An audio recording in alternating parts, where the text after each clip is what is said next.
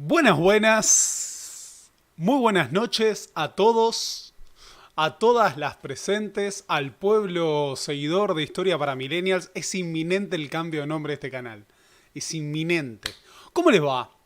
¿Cómo anda el pueblo a estas altas horas de la noche en las que nos encontramos un miércoles? Algunos sin descansar y sin dormir, luego de trabajar durante todo el día y demás. ¿Cómo les va? ¿Cómo andan todos? Acá dicen Napoleón. Empezamos con que Napoleón no era un enano. Bien, empecemos por eso. Napoleón no era bajito. Ese es un casi que un mito bastante extendido. De hecho, Napoleón tenía estatura promedio tirando, no diría alto, no era alto, pero no era para nada bajito. Eh, Así que, ¿cómo les va? ¿Cómo les va?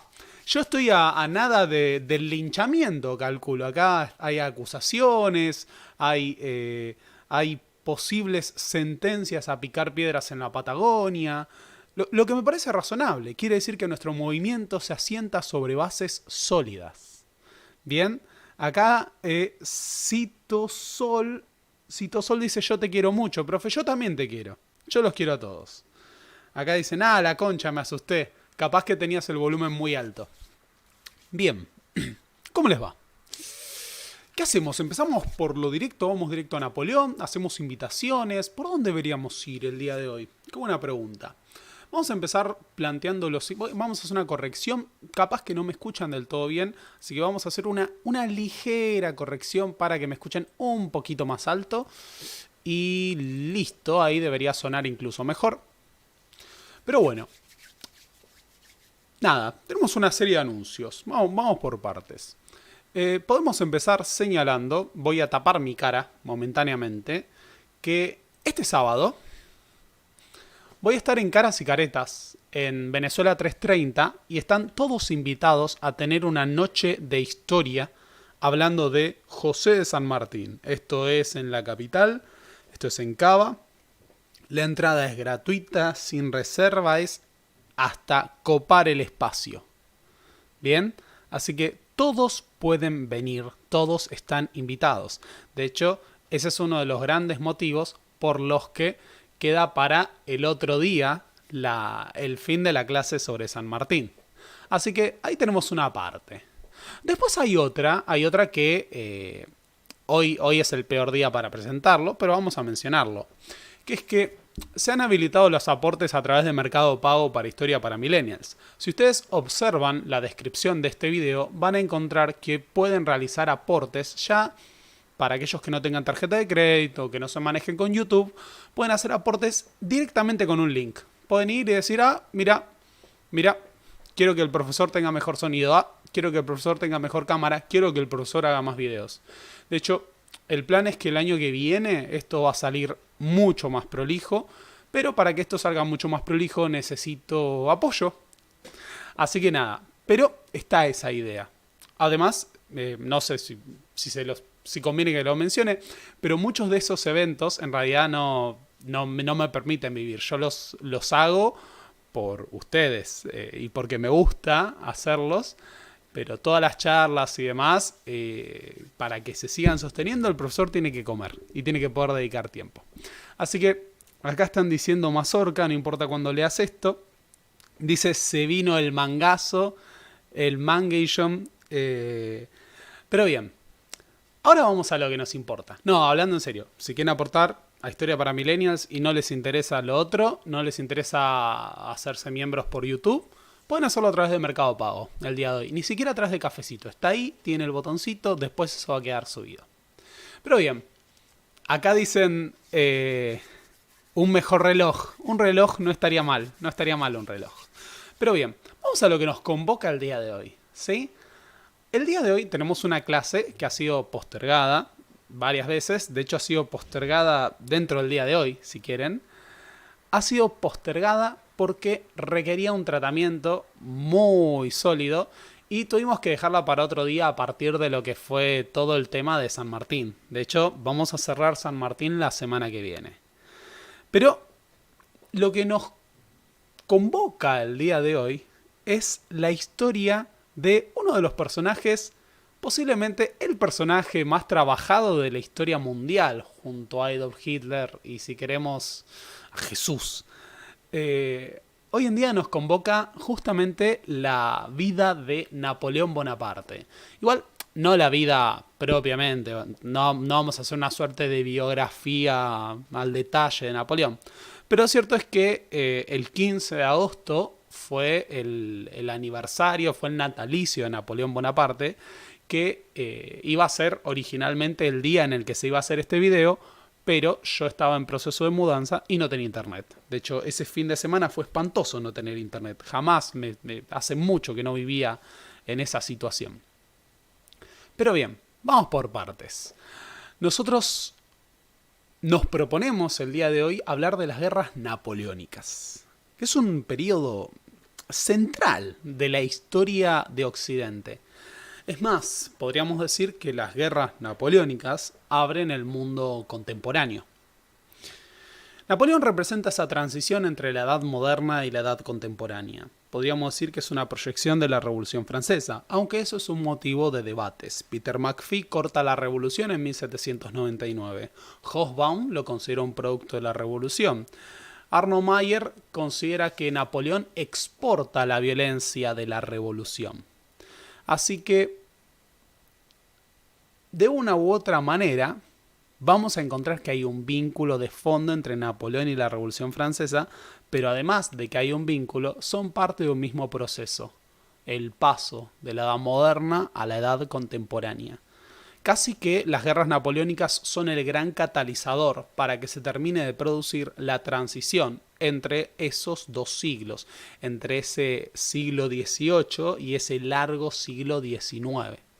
Literalmente vamos a ver que Napoleón nace con el siglo XIX, o la era napoleónica nace con el siglo XIX. Así que eso es lo que nos convoca el día de hoy. Y particularmente me interesa que analicemos el impacto que va a tener Napoleón sobre la historia de Europa y lo que van a hacer las guerras napoleónicas. Porque es un proceso que cuando veamos la dimensión de estas guerras, vamos a poder notar que rompen todo van a ser un martillo que destruye el antiguo régimen en Europa y lo obliga al paso a una guerra moderna, una guerra de masas. Pero bien, vamos a adentrarnos propiamente en el periodo napoleónico para empezar a analizar todo este proceso. Obviamente no se olviden de darle like a este video. Tendríamos que empezar señalando esta cuestión muy importante, que es la siguiente. Napoleón es el personaje histórico. En serio, esto parece una obviedad, pero Napoleón reúne por sí mismo uno de los mayores volúmenes de biografías de la historia de la humanidad. Es más, hay más biografías de Hitler que de Napoleón, porque se empezaron a hacer biografías de Napoleón de forma masiva antes de que Hitler siquiera naciera. Así que podemos considerarlo realmente uno de los personajes más influyentes de la historia de la humanidad y de los que ha tenido más impacto en la cosmovisión. Casi que todos podemos ubicar a la figura de Napoleón. Uno dice Francia y dice Napoleón. Uno dice general, un general brillante, un genio, y es Napoleón. Toussaint Louverture, el gran revolucionario haitiano, era el Napoleón de Haití. ¿Me explico? Hay una suerte de asimilación. Es más, es tan importante que el materialismo histórico, el marxismo, construyó una categoría política que se sigue utilizando para, algunos ortodoxos siguen utilizando para caracterizar movimientos como el peronismo, que es el bonapartismo. Que está bien, no fue inspirado por Napoleón Bonaparte propiamente, sino por Luis Napoleón. Pero tiene su base en el modelo político, en el intento de Luis Napoleón de imitar lo que había sido su tío. Así que la figura de Napoleón es trascendental para la historia de la humanidad. Y a partir de esto, tenemos que entender que el impacto que va a dejar que va a dejar Napoleón en la historia de Occidente es central. Primero porque es el gran general, es el gran hombre hacedor del siglo XIX. Segundo, porque construye incluso una estética alrededor de su persona. Napoleón fue hacedor de su propio relato heroico. Vamos a ver que no solo nos dejó una cantidad magnífica de cuadros, sino que en gran parte estas producciones artísticas tenían por objetivo una idea de quedar para la posteridad. Esto tiene que ver justamente con que Napoleón era un gran leedor de historia. Napoleón le apasionaba la historia. Es más, hay una edición de los comentarios de César sobre sus campañas en las Galias, que no solo fueron leídas por Napoleón, sino que decidió hacer su propia edición con sus anotaciones, ¿no? Y dice, bueno, César, acá donde César construye este foso, tendría que haber usado esta tierra para construir un terraplén que sirva de defensa, y así sucesivamente. Así que pensemos que Napoleón está pensando sus acciones también desde el lente del porvenir, de cómo va a ser interpretado en la historia de la humanidad. Es un hombre con una gran obsesión por la historia y, por lo tanto, con su lugar en ella. Así que este pequeño cabo, Le Petit Caporal, va a ser el hombre que modele la Europa moderna. Con Napoleón tenemos el surgimiento de la Europa contemporánea como nosotros la pensamos. Es tal el impacto que va a tener el proceso de las guerras napoleónicas, de nuevo como un producto de la Revolución Francesa, que va a permitir la catalización del surgimiento de los estados-nación. Eric Hobsbawm sostiene que el nacionalismo, también lo sostiene Susana Bianchi, el nacionalismo va a surgir como un producto de las intervenciones francesas en dos sentidos. Por un lado, porque las invasiones napoleónicas van a generar un movimiento de resistencia y oposición.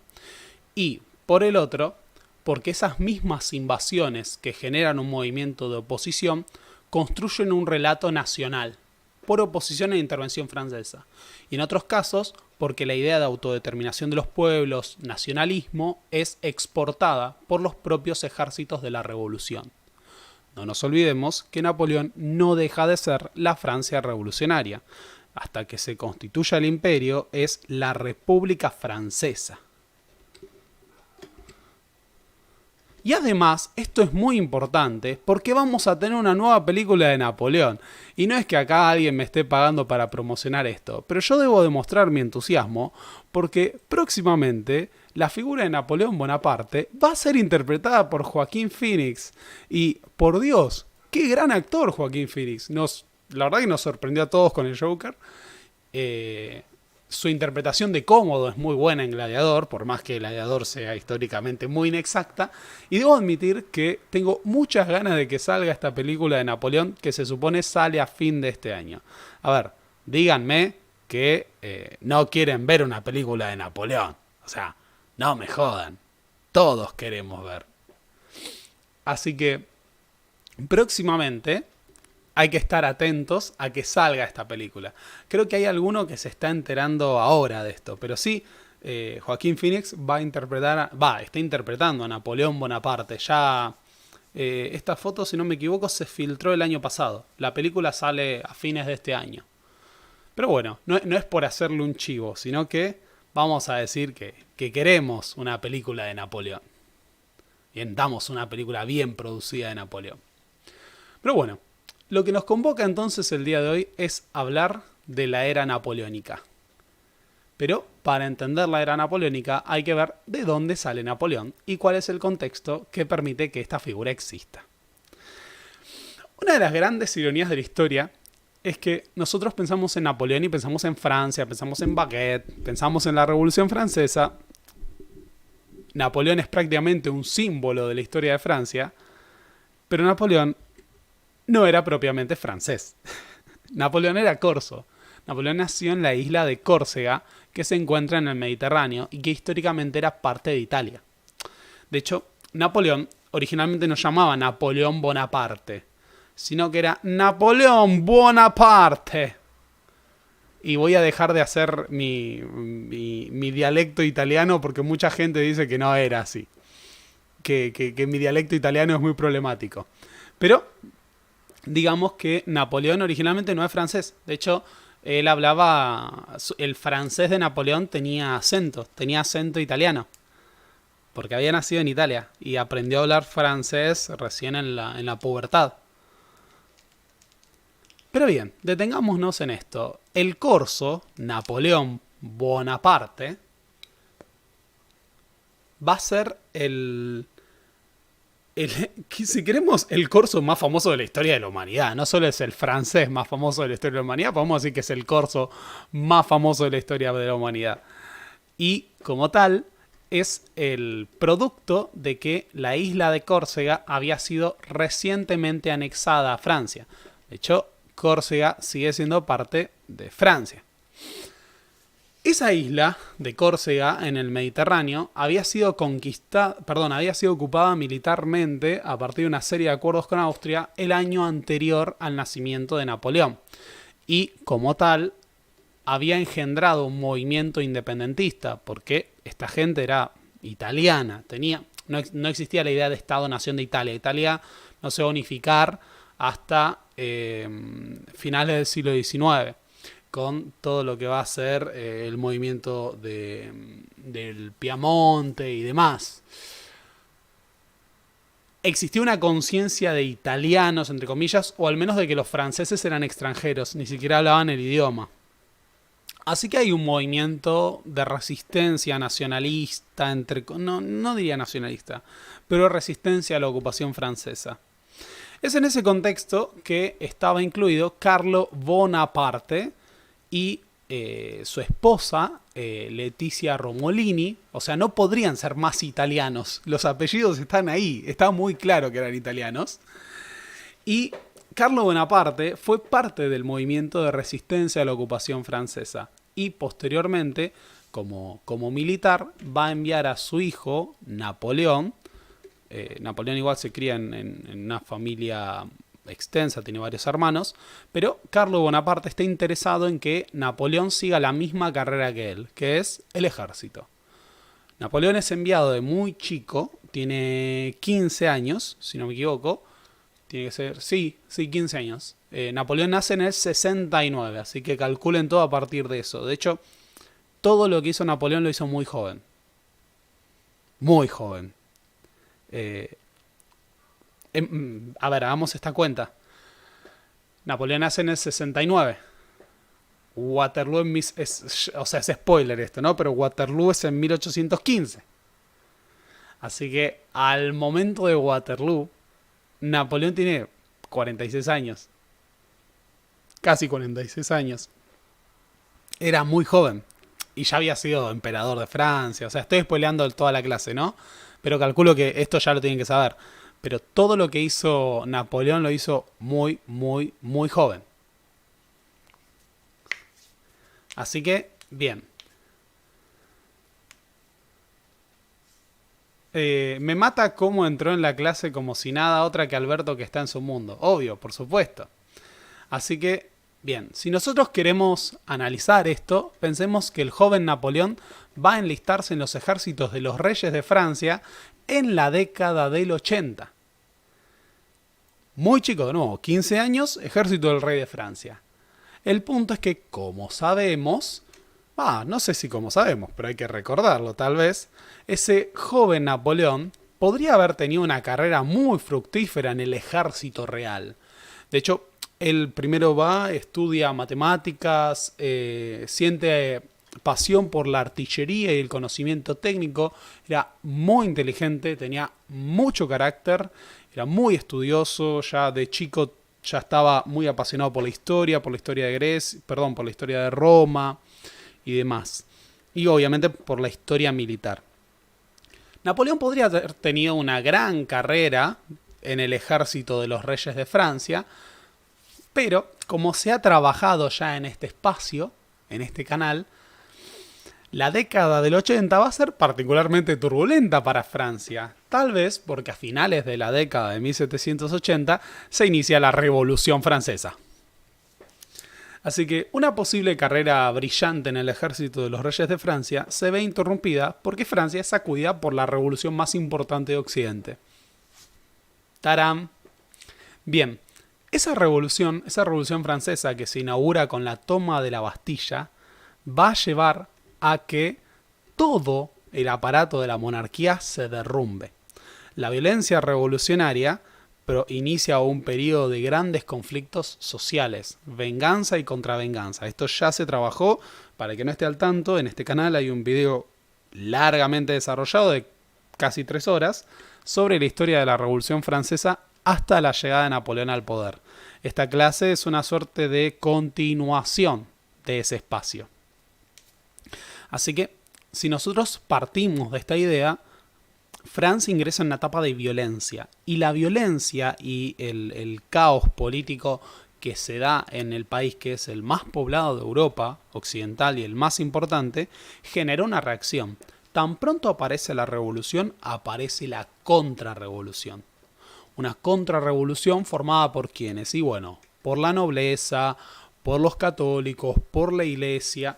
Esa contrarrevolución está armada, tiene grandes comandantes porque son miembros de la aristocracia y se propone restablecer el poder de los reyes.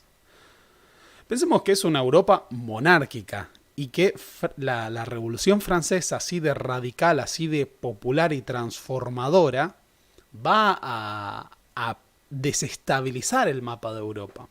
Acá preguntan, ¿era común empezar el combate en la adolescencia porque Francia era sacudida por la revolución? O sea, sí, en la revolución, por ejemplo, se convocó masivamente a todos los que pudieran combatir. Ya llegamos a eso. Pero sí, había soldados muy jóvenes, en general, o incluso niños. Esa contrarrevolución no es solo protagonizada por los nobles, sino que muy prontamente se van a formar ejércitos reales que van a colaborar con las potencias extranjeras. Las demás monarquías de Europa consideran que el proceso que se ha desatado en Francia amenaza con desestabilizar toda la región. Y pensemos que si vos tenés al Estado más importante atravesando una revolución, quien gobierne puede utilizar todo el aparato militar, toda la fuerza que tiene ese Estado para extender esa revolución más allá de sus propias fronteras. Lo mismo que pasa con la Unión Soviética en su momento y la Revolución Rusa. Una gran revolución, un Estado importante conectado a otros que comparte frontera, amenaza con desestabilizar todo. La revolución entonces, tan pronto como surge, tiene que formar su propio aparato militar para enfrentar a la contrarrevolución, para controlar las calles y además para enfrentar a los ejércitos que van a invadir Francia. Así surge, por ejemplo, originalmente la Guardia Nacional. La Guardia Nacional o los federales surgen como una fuerza militar al servicio de la revolución para asegurar el orden. Y así tenemos un gran proceso de militarización. Esa Guardia Nacional, pensada por Lafayette, es parte entonces de un proceso de militarización que va a agarrar a todos los sectores plebeyos. Hay una gran diferencia con los ejércitos anteriores. A ver, el siglo XVIII fue un siglo en el cual se movilizó a los sectores plebeyos, pero desde un lugar de disciplina. Era muy común, por ejemplo, el enlistamiento de criminales o la utilización del servicio militar obligatorio para los que no tuvieran empleos. Lo que se hizo, por ejemplo, con la papeleta de Conchavo en el Río de la Plata, que era que si vos no tenías una ocupación fija y vas al ejército, era una práctica bastante normalizada en Occidente. La particularidad de la Revolución Francesa es que va a movilizar a montones de soldados para la guerra, provenientes de los sectores plebeyos, de los sans-culottes, los sin calzones, pero desde un lugar activo. Estos sans-culottes, estos miembros de las clases populares, pueden ser oficiales, pueden llevar la batuta, pueden llevar el ritmo de la guerra. No van a ser simple y llanamente soldados rasos. Es un ejército incluso politizado. Unidad indivisible de la República, libertad, igualdad, fraternidad o la muerte. En ese contexto, la Francia revolucionaria dispone entonces a un pueblo armado a llevar adelante la lucha por su destino. Toda esta violencia ha sido analizada largamente y lo que en un momento pudo haber llevado a una monarquía constitucional lleva al surgimiento de una república democrática después del asalto al Palacio de las Tuilerías, que permite un golpe por el cual los sectores republicanos democráticos de la revolución, e incluso los más radicales, los jacobinos, sacan al rey del trono y construyen la primera república francesa.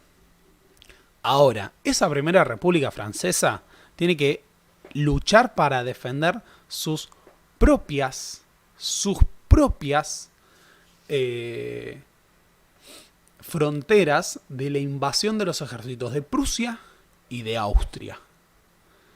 Esos ejércitos prusiano y austríaco invaden Francia y las tropas de la revolución las enfrentan en duras batallas, como la batalla de Valmy, que es una batalla que pasa a la historia por ser el primer gran triunfo de los ejércitos de la revolución contra las fuerzas prusianas. Prusia es una gran potencia militar. Perry Anderson habla del superabsolutismo de Prusia y Rusia como estados fuertemente militarizados, aristocráticos.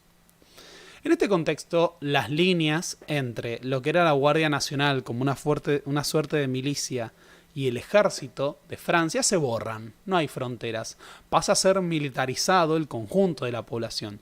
Los guardias nacionales se convierten en una fuerza militar permanente y ya no en una milicia para la seguridad. No, van a la frontera y pasan a ser militarizados y quedan en la estructura castrense.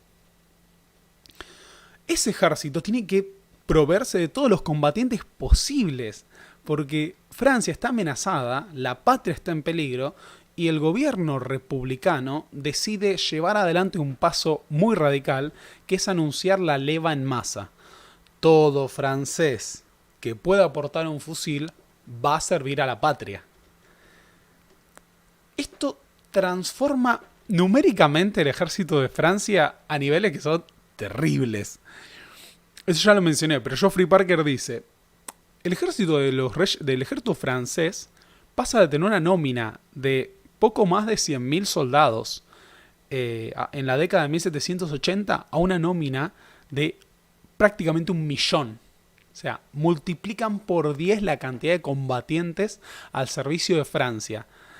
Es más, hay registros de que había tanta gente enlistada, no había fusiles para todos y muchos debían llevar lanzas o picas para combatir, porque no podían proveer de fusiles y munición a todos los combatientes que ahora tenía el ejército francés. Era un gran quilombo logístico proveer todo esto. La revolución entonces enlista a todos. ¿Querés enlistarte en el ejército de la revolución y salvar a la patria? Pues adelante. Estos afiches de conscripción de esta época me parecen una magia, pero una magia absoluta. De nuevo, esta gente son los jedes de Francia diciendo, ahora tengo un sueldo fijo y tengo armas y no voy a hacer ninguna comparación con alguna fuerza de seguridad de la Argentina. ¿Bien? Ese ejército de la revolución entonces tiene una gran extracción plebeya y tiene la particularidad de que entre sus filas se han suprimido los títulos de nobleza. Ya no existe el feudalismo, ya no existen los principios que organizaban a la sociedad, ni las jerarquías. La aristocracia era históricamente la clase militar. Se consideraba que la aristocracia había nacido para la guerra. Pero en el nuevo ejército de la Revolución Francesa, el ascenso para la oficialidad, el llegar a ser general, no está marcado por haber nacido en una cuna aristocrática. No, muy al contrario, está marcado por el talento. No importa el origen social, no importa el nacimiento. El ejército de la Revolución Francesa abre las puertas al ascenso a aquellos que demuestren ser capaces para la guerra. De acá en adelante, toda esta fuerza militar va a ser un espacio de ascenso social. Aquellos probados y forjados en la guerra pueden llegar a ser oficiales. Ese ejército además está fuertemente motivado, fuertemente politizado. De nuevo, Eric Hobsbawm sostiene que el nivel de movilización y motivación que tenían las fuerzas francesas las hacían imbatibles en el campo de batalla frente a ejércitos que combatían para reyes absolutistas o que no tenían ni siquiera participación política en los sistemas en los que vivían. Piensen la diferencia entre un ejército compuesto por siervos bajo conscripción en el caso de Rusia y un ejército de ciudadanos de la revolución. Piensen en la idea de servicio a la patria. El servicio a la patria como tal, como una idea de nación, con autodeterminación y demás, surge con esta idea de Estado-nación. No era anterior. Antes era el servicio al rey, el servicio a la fe.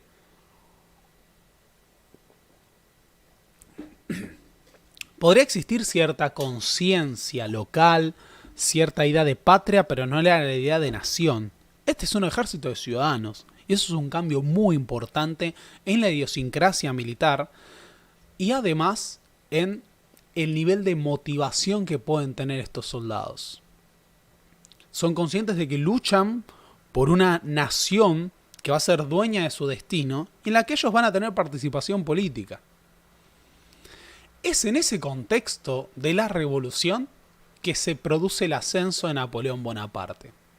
Aquí hay que señalar algo muy interesante, que es que Napoleón Bonaparte fue partidario de los jacobinos. Es decir, el primer protagonismo de Napoleón va a ser en el marco de la Primera República Francesa y la era de Robespierre. A tal punto es que en este contexto se da el ascenso de Napoleón, que uno de los principales enlaces políticos de este joven capitán de la revolución es Augustin Robespierre, el hermano de Maximilien. Sí, Napoleón era amigo de un Robespierre. Este Robespierre le va a encargar mando militar y le va a permitir hacer carrera. Napoleón, entonces, asciende siendo primero un partidario de los jacobinos. Es más, la Córcega había sido rebelde ante el desarrollo de la revolución. Piensen que si tenían rechazo a ser gobernados por Francia, mucho más lo iban a tener a un desarrollo revolucionario. Napoleón era partidario en este contexto de que si en algún momento había simpatizado con la independencia de la isla en la que había nacido, ahora dice, no, Francia es el faro hacia el progreso de la humanidad. Así que todos aquellos que puedan quedar bajo la órbita francesa van a ser partícipes de ese progreso. Hay que llevar la nueva cultura política de Francia a todos los europeos, a todo el mundo. Hay como una suerte de destino, hay un ideal universalista en la visión napoleónica y la visión de la revolución. No es solo pensada como una revolución para los franceses, esto va a ir más allá. Así es como Napoleón va a participar en el asedio de Toulon. En el caso de Toulon tenemos un bastión realista que va a ser primero que va a ser apoyado por los ingleses. Esto es importante porque las potencias apoyaron la contrarrevolución y Napoleón es puesto a sitiar Toulon. Y en Toulon utiliza artillería, utiliza tácticas agresivas y logra rendir lo que era un bastión realista. Esta es la primera acción militar que hace que Napoleón tome notoriedad como comandante.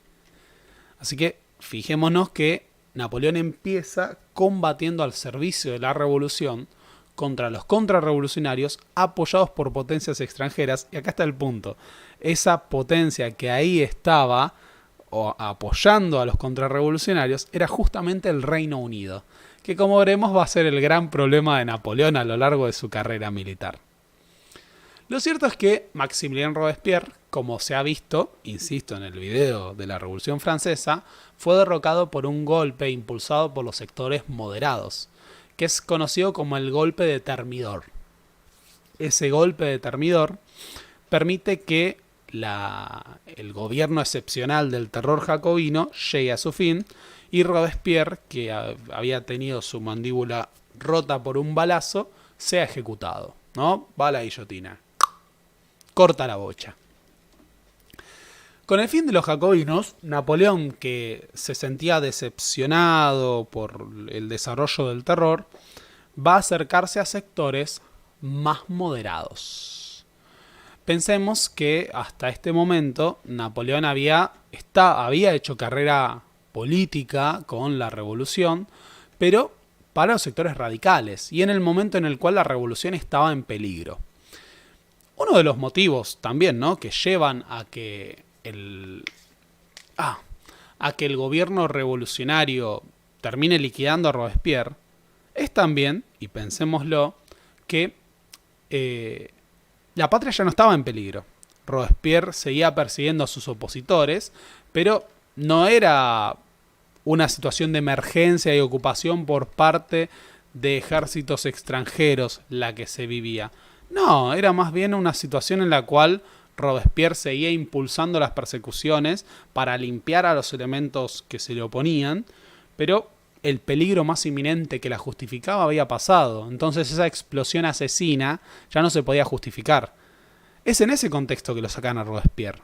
En cierta manera, podemos decir que Robespierre fue víctima del éxito que tuvo para acabar con los enemigos de la revolución. Pero acá llegan los moderados. Uno de los líderes moderados que dirige el derrocamiento de Robespierre es Paul Barras. Paul Barras va a ser uno de los nuevos contactos del círculo de Napoleón. Pensemos que con el fin de la comuna revolucionaria, el fin de la dictadura jacobina, viene un terror blanco y una nueva constitución.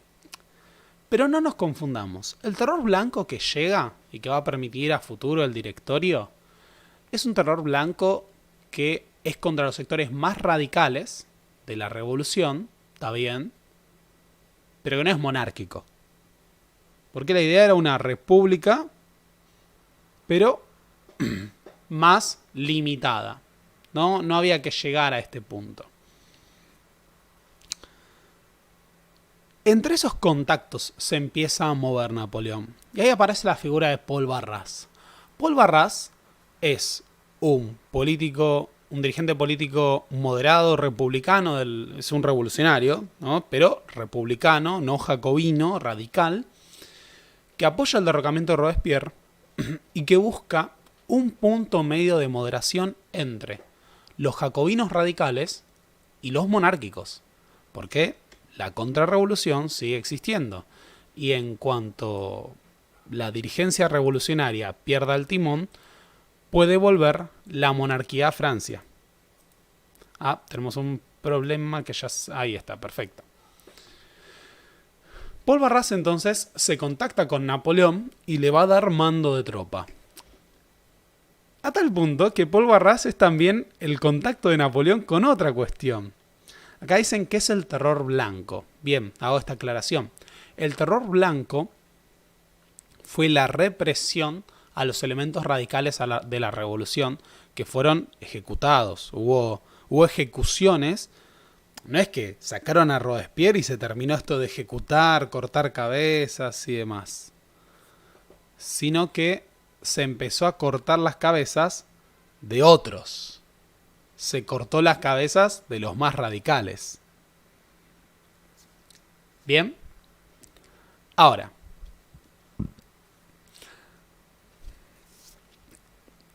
Paul Barras no solo es el contacto de Napoleón para asumir con lo que es el ejército, sino que a su vez es el amante de una señorita que va a ser muy cercana a Napoleón, que es la famosa Josefina. Josefina se lo manducaba a Paul Barras, pero no solo a Paul Barras, sino que se manducó a varios, muchos. Ella era viuda de un oficial que había sido ejecutada por los jacobinos. Así que pensemos que por ahí venía la mano. Y Napoleón conoce a Josefina a través de Paul Barras y prácticamente ambos comparten a Josefina en un momento de sus vidas. Y este le va a dar a Napoleón, le va a encargar una tarea fundamental. Paul Barras había sido comandante de la Guardia Nacional en París. Y en 1795 se inicia un movimiento, en octubre de 1795, se inicia un movimiento monárquico que quiere levantarse contra la República. En ese contexto, Barras le encarga a Napoleón la defensa de París ante los monárquicos, en particular la defensa del Palacio de las Tuilerías. Napoleón organiza una fuerza militar y se enfrenta a las fuerzas monárquicas y también a los manifestantes civiles que se levantaban en favor de la restauración. Y esto fue, pero muy sangriento y violento. Napoleón dispone cañones, o sea, dice, bueno, así que se van a acumular en las calles. Bien, Napoleón establece cañones con metralla para limpiar las calles de París. Entonces, en donde venían las masas opositoras, cañonazo a quemarropa con metralla. Por las dudas, la metralla es el proyectil de metralla que usaban en esta época, es como una canastita. De hecho, en inglés se dice canister, metralla. Es un cilindro que por dentro tiene montones de pequeñas balas de plomo y fragmentos. Entonces, cuando esto lo disparan, es como si fuera una mega escopeta gigante. Es como si hiciera directamente una suma de pequeños proyectiles que salen por todos lados. Y tiene un efecto devastador. Si vos tenés mucha gente apretada y tirás metralla, básicamente nada, es como... Estoy pensando en una comparación que no sea excesivamente fuerte. No, es como tirarle raid a un montón de mosquitos, básicamente. Exacto, es lo que estamos diciendo. Los moderados también cortaban cabezas.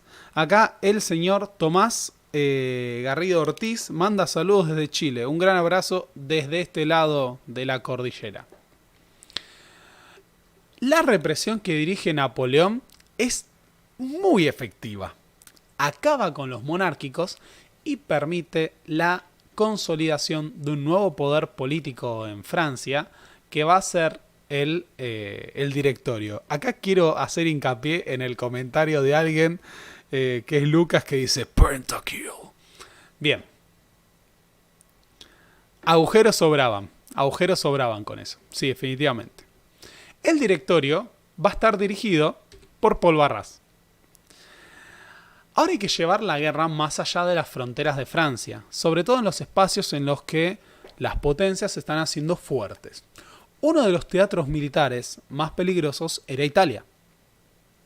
En Italia, en esta época, estaban las posesiones de los Habsburgo.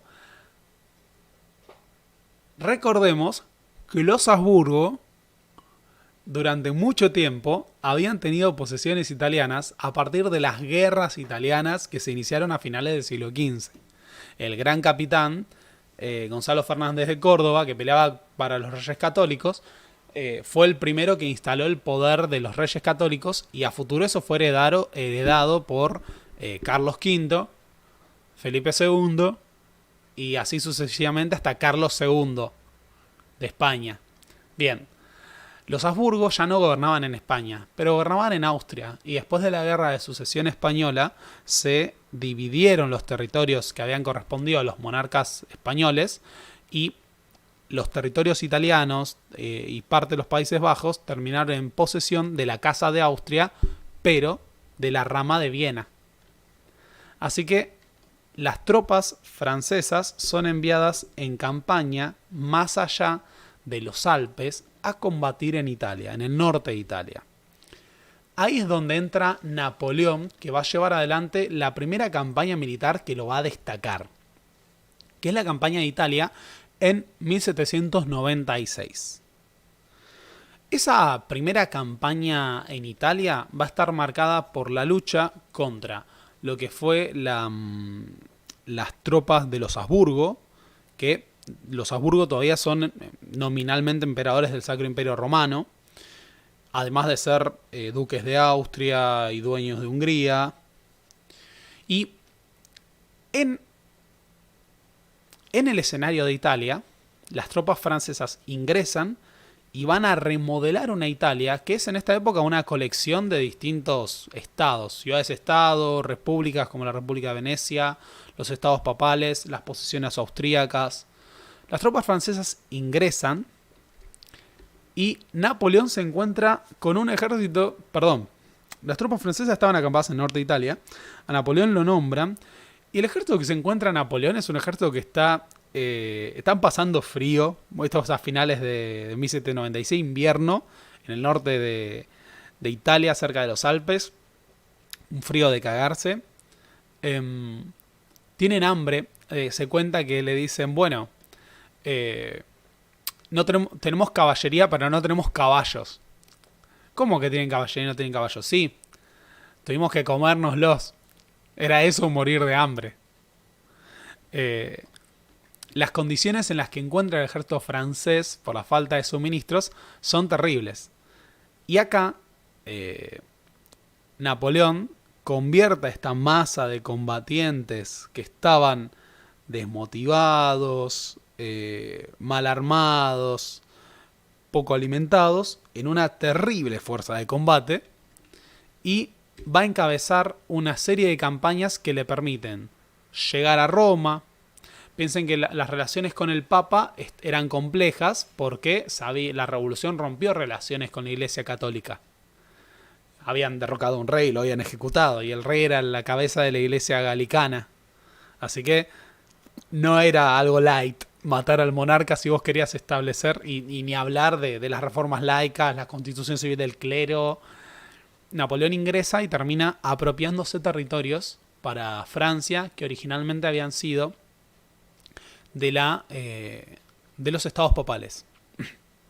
Además, a medida que avanza, decide enfrentarse a las fuerzas austríacas y va a tener una batalla que pasa a la historia, que es la batalla del Puente de Ercole.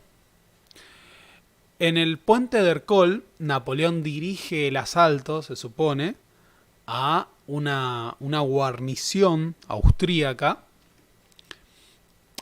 Napoleón era muy joven, por las dudas. Este es un detalle a señalar. Yo tengo 28 años, ¿no? Napoleón a los 26 años era general del ejército de Francia. Soy un fracaso como persona. Pero, ¿vieron que decíamos que Napoleón hizo todo muy joven? Bueno, Napoleón a los 26 años era general. San Martín a los 26 era capitán. Napoleón a los 26 era general.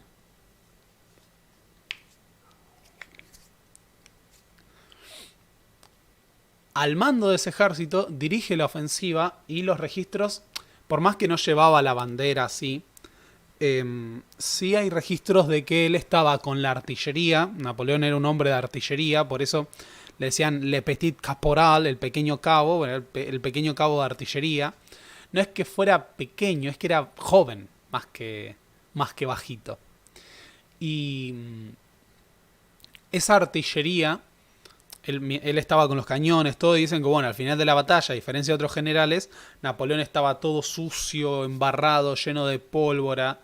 Esta imagen que lo muestra avanzando en primera línea con la bandera es una idealización de algo que sí era particularmente importante, que es que era un hombre arrojado en este momento de su juventud.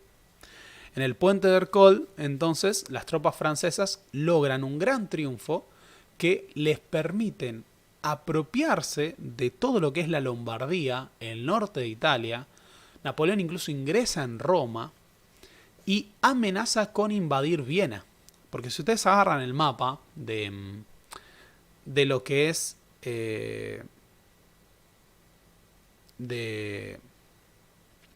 acá el amigo Fernando Katz dice: pasacalle, Pablo, sos un fracasado, Napoleón conquista Europa y vos no. Más allá de los Alpes, uno piensa en los Alpes y dice, bueno, hacia el noroeste tenés Francia, pero si vas al noreste tenés Austria. Napoleón está avanzando por la Lombardía y amenaza con que va a invadir Viena. Esto obliga a las tropas austríacas a rendirse y a firmar una paz con Francia. Un detalle particular es que este cuadro que yo les estuve mostrando es uno de los cuadros que representa a Napoleón avanzando en el puente de Hercole, supuestamente con la bandera francesa así gloriosamente y motivado hacia adelante. Pero bien, por fuera de todo esto, lo más importante es que la victoria napoleónica en lo que es Italia permite que se firme la paz entre Francia y Austria. Así, Austria se retira de la coalición que estaba combatiendo contra la Revolución Francesa. Esa primera coalición, esa guerra de la primera coalición, está llegando a su fin, no porque desaparezcan todos los contendientes, sino porque, no porque se llegara a una paz absoluta, sino porque la coalición se rompe. Austria dice, mirá, todo bien con el Reino Unido, pero, el Reino Unido no corre peligro de que lo invadan, no tiene peligro en su integridad territorial. En cambio, Austria sí, acá puede venir en cualquier momento el ejército francés, invadir Viena, y no es algo con lo que estemos interesados. Así que detrás de todo esto tenemos justamente a el poder del ejército revolucionario para obligar a una monarquía a retirarse de la guerra. Esto no es un detalle menor. ¿En qué sentido? A lo largo a medida que avance este periodo, nos vamos a encontrar en más de una vez con que los monarcas europeos, frente al peligro de los ejércitos franceses, deciden retirarse antes de perder sus territorios. Los únicos monarcas que se mantienen para siempre en combate van a ser aquellos que no corren peligro con su integridad territorial. Y piensen que monarca no pierde territorios porque no está en Europa continental. Muy bien, Jorge III de Inglaterra. ¿Por qué? Porque Inglaterra nunca más fue conquistada después de la conquista normanda.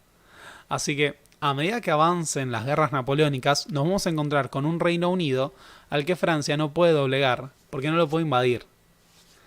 Pero los demás sí. Austria se retira de la guerra. Napoleón tiene el problema de que, aunque ha sacado a Austria de la mesa de juego, todavía está el Reino Unido.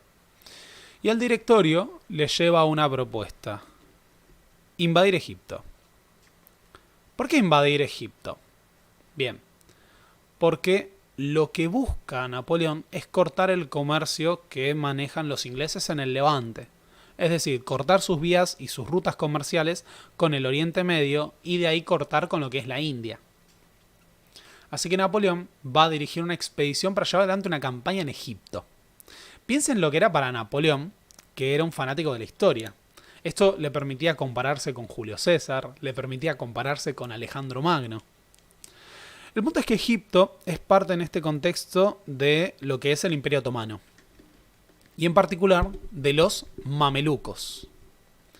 Napoleón en Egipto va a liderar una campaña que se propone acabar con el dominio mameluco, llevar las reformas de la Revolución Francesa, establecer un Estado moderno. Todo esto lo lleva a la batalla de las pirámides. Una batalla que podríamos decir tiene una carga histórica simbólica impresionante. Napoleón lucha una batalla en pleno desierto contra los mamelucos con las pirámides de fondo. En esa batalla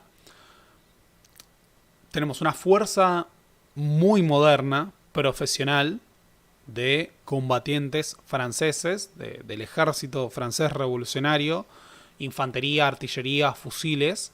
Y de otro lado tenemos la histórica caballería de los mamelucos, organizada en parte a relaciones de servicio-beneficio, que eran, digamos, es una estructura militar que es propia del siglo XV, si queremos. Había muchos mamelucos, esto es una historia que en la Edad Media muchos mamelucos eran cristianos, criados como musulmanes y convertidos en guardias de combate. Acá no, acá ya no necesariamente. La caballería de los mamelucos carga contra los franceses que aguantan en cuadros. Esta era una formación que se utilizó mucho en la era napoleónica. A vos la caballería, ¿qué hace? Bueno, te rodea, te ataca de costado y vos caes. No me digan que no separé un cuadro, una imagen en la que sea un cuadro de infantería, porque acá tiene un cuadro de infantería. ¿Qué es lo que hace el cuadro de infantería? Muy bien, los fusileros se despliegan y forman literalmente un cuadrado hueco en el medio, mirando en todas las direcciones. Entonces, ¿qué pasa? Ellos podían aguantar disparando y cuando la caballería cargaba, se amuchaban sosteniendo las bayonetas como si fuera una pica, como si fuera una lanza, para aguantar la carga. De esta forma no podían ser rodeados por la caballería y en todas las direcciones presentaban un frente ordenado defensivo. Esos cuadros fueron utilizados por Napoleón para aguantar las cargas de la caballería mameluca, que siendo muy superior en número y siendo una fuerza de caballería, en general las fuerzas de caballería eran numéricamente inferiores porque el caballo es de por sí un combatiente que te pisa y te choca, y mantener logísticamente un caballo es tan caro como mantener un hombre. Pero en la batalla de las pirámides, Napoleón derrota una fuerza numéricamente superior, aunque técnicamente menos avanzada. Todo eso con las pirámides de fondo. Napoleón ha derrotado a los mamelucos. Un impresionante triunfo terrestre. Uno de los combatientes que se destaca en la batalla de las pirámides es Tomás Alexandre Dumas. ¿Les suena Alejandro Dumas? Tal vez escucharon hablar de Alejandro Dumas. ¿A quiénes acá les gusta Pablo Echarri como actor? ¿No? Igual no es que sea un gran actor, Pablo Echarri. No, pero cuando yo era chico, Pablo Echarri era como el actor de las novelas. Y creo que más de uno acá ha estado marcado por haber visto de chico, creo que la única novela que fue vista por todos, aunque no nos gustaran las novelas, que es Montecristo. Bueno, Tomás Alexandre Dumas es el padre de Alejandro Dumas. Y Alejandro Dumas es el escritor de Montecristo y es el escritor de Los Tres Mosqueteros. Exactamente, acá están diciendo Los Tres Mosqueteros. Muy bien. Hay un detalle particular con lo que es la figura de Tomás Alexandre Dumas, que es la siguiente. Tomás Alexandre Dumas nació en Saint-Domingue. Saint-Domingue era la colonia francesa de Haití. Era mulato, era negro. Y había llegado a ser general del ejército de la Revolución, siendo negro. Que de hecho le decían el Diablo Negro a Tomás Alexandre Dumas. Y bueno, y es el padre del escritor de Montecristo y de Los Tres Mosqueteros. Y fue un general de Napoleón. Ahora, el triunfo de Napoleón en la batalla de las pirámides, que es experimentado él como un triunfo histórico. De nuevo, Napoleón, fanático de la historia, gran lector, va a ser alguien apasionado por todo ese proceso. Pero tiene un inconveniente. El objetivo de Napoleón, ¿cuál es? Es romper el comercio inglés, es cortar las vías de suministro y las rutas para que sigan realizando el comercio con Oriente Medio y con la India. Así que, a medida que las tropas francesas se adentran y creen que derrotando a los mamelucos han asegurado su victoria y Napoleón ingresa en el Cairo, se encuentran con una dura realidad que es la siguiente. Me adelanté, que es la siguiente. El Reino Unido domina los mares. Napoleón acá tiene a su gran contraparte marítima británica, que es que en la campaña de Egipto, el comandante de la Armada Británica es el almirante Horatio Nelson. Horatio Nelson va a combatir contra la flota napoleónica y va a destruirla en la batalla del Nilo. En la batalla del Nilo, los franceses se quedan sin flota. Nelson la aplasta brutalmente. Algo que le va a hacer más de una vez a Napoleón. Napoleón, o sea, con Nelson hasta el final va a estar complicado. La flota francesa es destruida en la batalla del Nilo. Y este es un gran problema, porque si vos estás haciendo una campaña en el norte de África y tu base de aprovisionamiento es el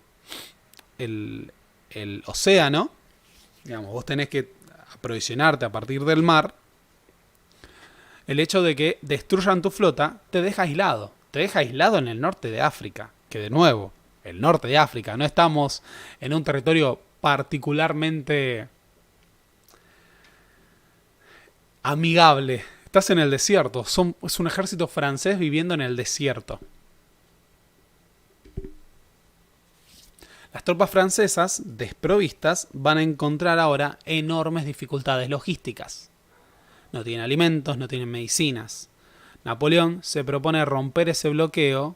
Dice, bueno, no tengo flota, no puedo salir a mar abierta. Bien, tengo que abrirme camino.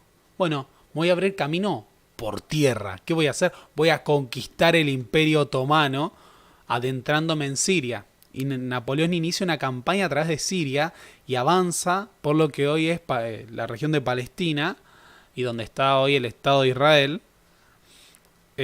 Avanza con su ejército, va combatiendo para abrirse paso, pero lo atacan las enfermedades, el desgaste, la falta de alimentos. Acá dicen, no llegan los baguettes y queda absolutamente desprovisto de cosas. Su ejército está desmoralizado y va a tener que terminar por rendirse Napoleón. Aquí hay que señalar algo, que es que uno de los grandes aportes a la historia de la humanidad que tiene la intervención de Napoleón en Egipto es justamente el descubrimiento de la piedra Rosetta, que es una piedra que correspondía a la dinastía faraónica de los descendientes de Ptolomeo, los ptolemaicos. Ptolomeo era un general de Alejandro Magno que cuando se constituyen los reyes sucesores queda como faraón de Egipto. La dinastía tolemaica es toda la dinastía que lo sigue después, incluida Cleopatra. Esto que yo se lo solía contar a mis alumnos más pequeños en primero. Cleopatra no era egipcia, Cleopatra era griega. De hecho, Cleopatra es un nombre griego. Cleopatra se llamaba, por ejemplo, una de las esposas de Filipo el Grande, el padre de Alejandro Magno. Cleopatra es un nombre griego. Bien, la piedra Rosetta es la piedra que permitió a los arqueólogos y a los historiadores descifrar el egipcio y el griego.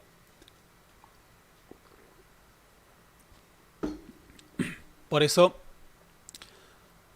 los investigadores, los científicos que van con Napoleón a Egipto van a ser los primeros que tengan la capacidad de descifrar el griego antiguo y el egipcio y llegar a traducir montones de documentos que hasta entonces hubiera sido imposible.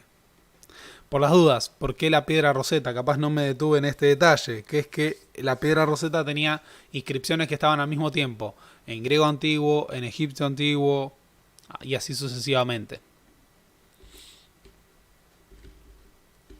Napoleón entonces está varado en el norte de África. Así que el gran problema con la... Estamos en 1798. Acá preguntaron en qué año estamos. Estamos en 1700... Claro, no estoy diciendo el año. 1798. Esto sería lo que llama la guerra de la segunda coalición. Napoleón está en Egipto y el gran problema es que Napoleón se lleva el potencial militar que estaba sosteniendo al directorio en el poder. Sin ejército el directorio está débil, no solo ante los movimientos que puedan restaurar la monarquía, sino también ante las potencias extranjeras. Se producen levantamientos en Suiza, por ejemplo. Napoleón va a tener que llevar adelante la retirada de Egipto, pero está bloqueado, así que tiene que huir a escondidas después de... Esta es una caricatura de la época que muestra al almirante Horatio Nelson con un mazo aplastando a los cocodrilos revolucionarios que estaban en Egipto. Fíjense que los cocodrilos tienen los colores de Francia. Napoleón tiene que retirarse y tiene que huir en un barco rompiendo el bloqueo para adentrarse de nuevo en Francia. Así es como, después de su estadía en Egipto y una campaña que no fue lo esperado, Napoleón vuelve. Y acá está el gran problema. Para Napoleón, el directorio solo estaba funcionando gracias a su intervención. Así que tal vez es el momento de que deje de haber directorio. Como todo proceso revolucionario, ¿no? Habría que señalar esto. Esta es una época de conspiraciones, de lucha por el poder, golpes y contragolpes. Napoleón en el fondo, ¿qué quiere? Y bueno, lo que está buscando es asegurar una carrera política y si él considera que Francia tiene un destino universal en cuanto a lo que es el desarrollo del progreso, el crecimiento como nación, las banderas de la revolución, bueno, es el momento de que él asuma las riendas de ese Estado francés y dirija la revolución. O la termine. En noviembre, el 18 de Brumario, que es la Revolución Francesa había cambiado el calendario, esto lo vimos en el video sobre la Revolución Francesa. El 18 de Brumario de 1799, Napoleón va a llevar adelante un golpe de Estado. Napoleón Bonaparte va a eliminar el directorio. Toma el poder en Francia, desplaza a Barras para siempre y decide constituir un nuevo sistema de gobierno que ya no va a ser el gobierno directorial, sino que va a ser un consulado. Napoleón ha tomado el poder y se ha constituido en el primer cónsul de Francia. Ese consulado va a estar compuesto por 3 personas. Si hacen memoria, de nuevo, lo mío no es la historia antigua. Esto lo he señalado más de una vez. De hecho, acá no van a ver videos de historia antigua. Es muy superficial lo que he seguido estudiando de historia antigua. De hecho, no he profundizado en historia antigua después de que me recibí. Pero el consulado, la figura del cónsul, aparecía en la antigua Roma como gobernante militar en particular. Y existía esta idea de la repartición de poder. Bueno, el consulado que constituye Napoleón está compuesto por 3 cónsules. El primer cónsul, obviamente, es Napoleón Bonaparte, ¿no? Como puede ser una obviedad. Los otros son Lebrun y Cambaceres. Esos tres cónsules se reparten el poder y van a gobernar Francia. Con la diferencia de que Napoleón es el primer cónsul y eso termina reduciendo a los otros 2 a un lugar nominal. Es más, posteriormente Napoleón va a establecer una reforma por la que él se constituye como cónsul vitalicio. Así que estaba más que claro que era el que detentaba el verdadero poder. Con el consulado se sanciona una nueva constitución. Un detalle importante, el directorio había suprimido el sufragio universal y había establecido el sufragio censitario. ¿Qué quiere decir esto? Que solo iban a poder votar los franceses propietarios.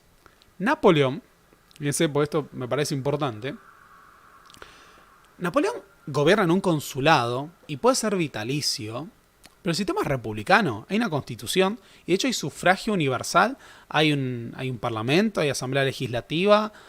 El gobierno que establece Napoleón en esta época sigue las bases institucionales que había constituido la revolución. Acá dicen I am the Senate.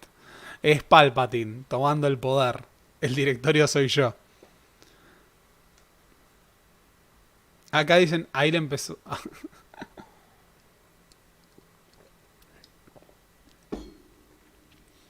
Bien, el punto es que Napoleón ha tomado el poder Y ahora, en pleno ejercicio del gobierno de Francia, puede dirigir la política exterior a gusto, ya no guiándose por lo que hacía el directorio.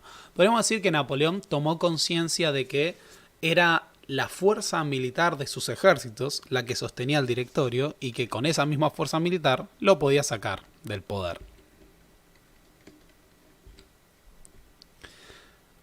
Al mando del consulado, Napoleón se lanza a derrotar a la coalición, a la tercera coalición que lo está enfrentando.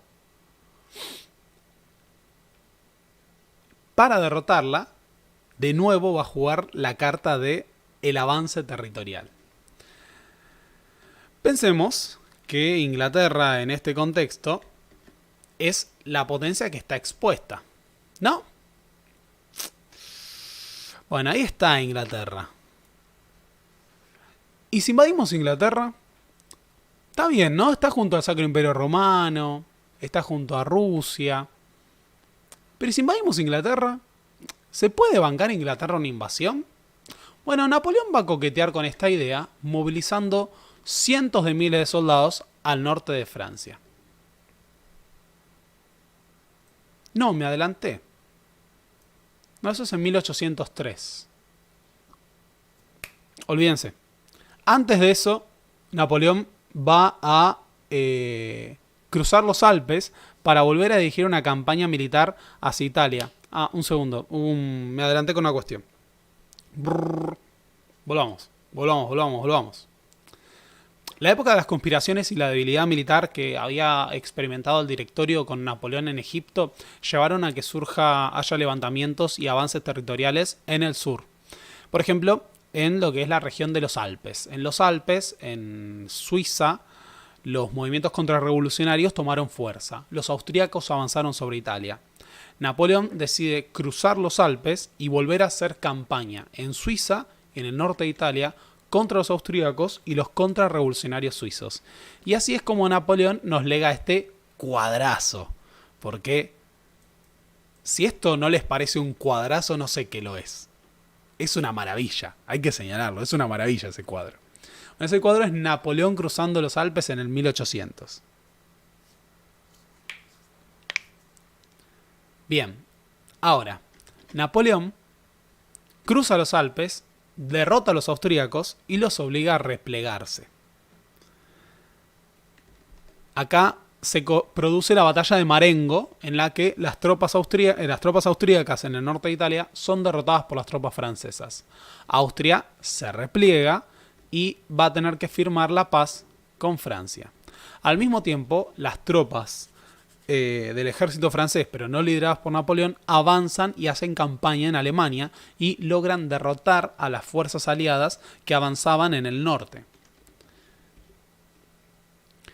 De esta manera se firma un acuerdo, una nueva paz que va a establecer las fronteras del Sacro Imperio Romano fuera de los Alpes.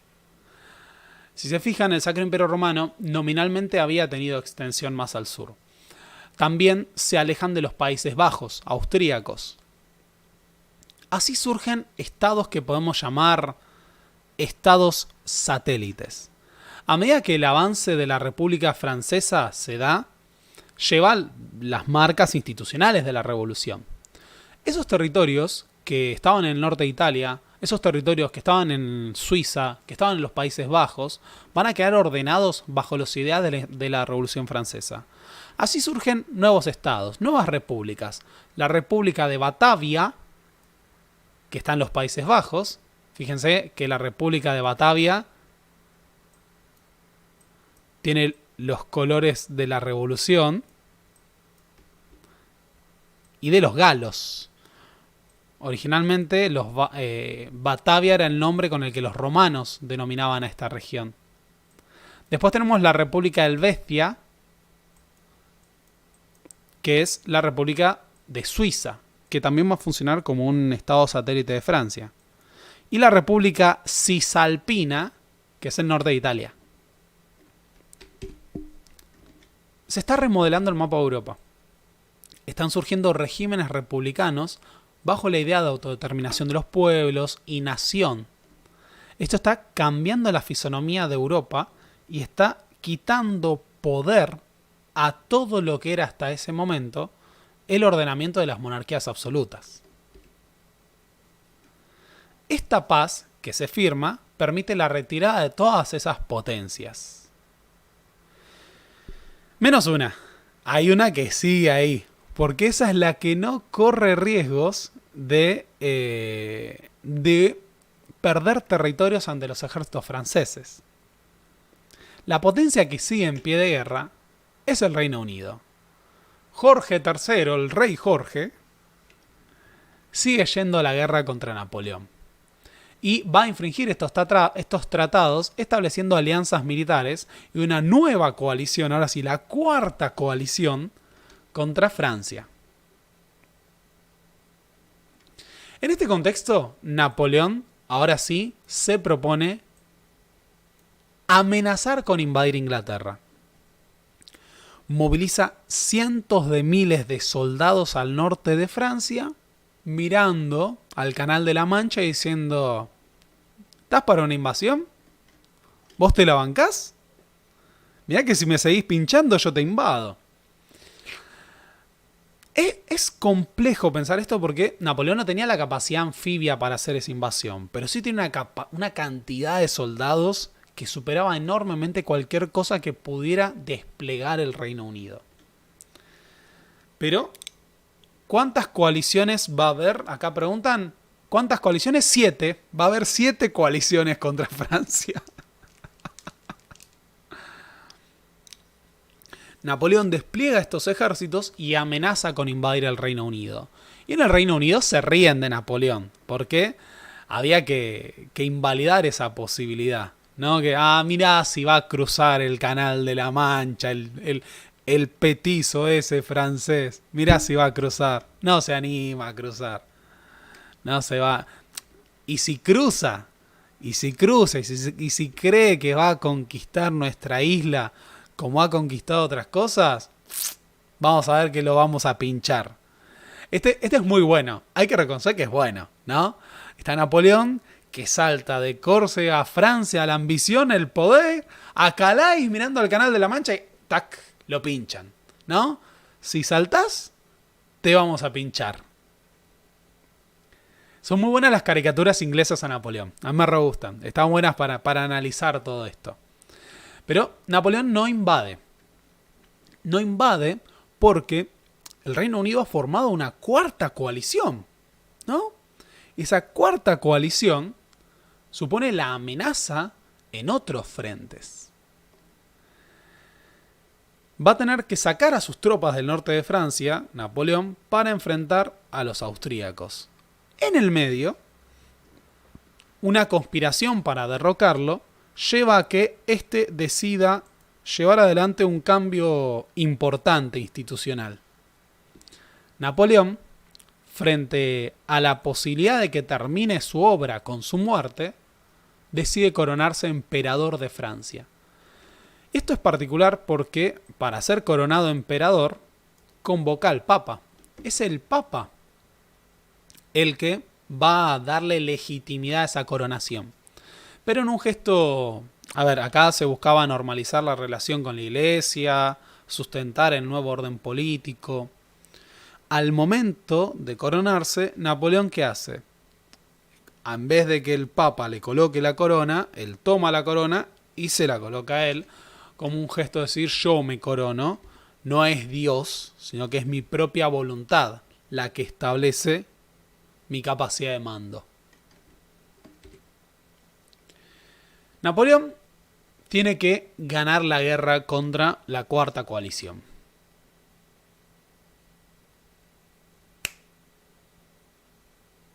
No, la cuarta no. La tercera coalición. Estoy haciendo cuentas.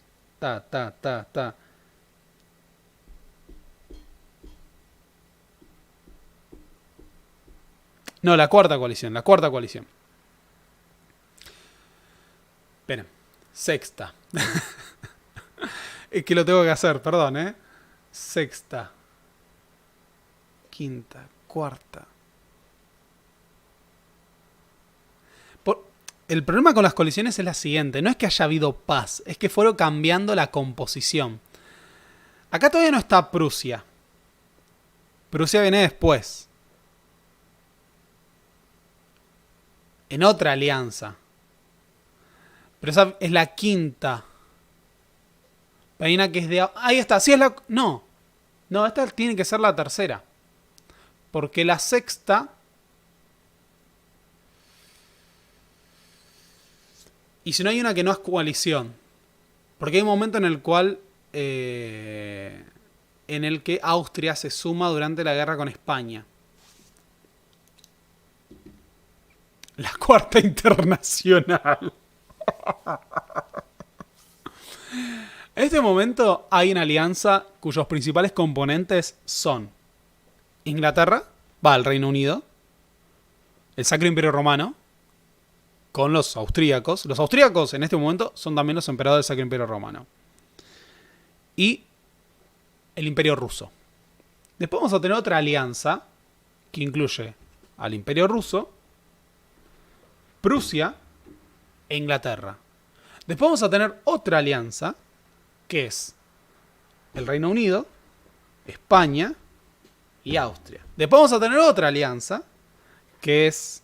Bueno, mi cálculo es que esta es la tercera.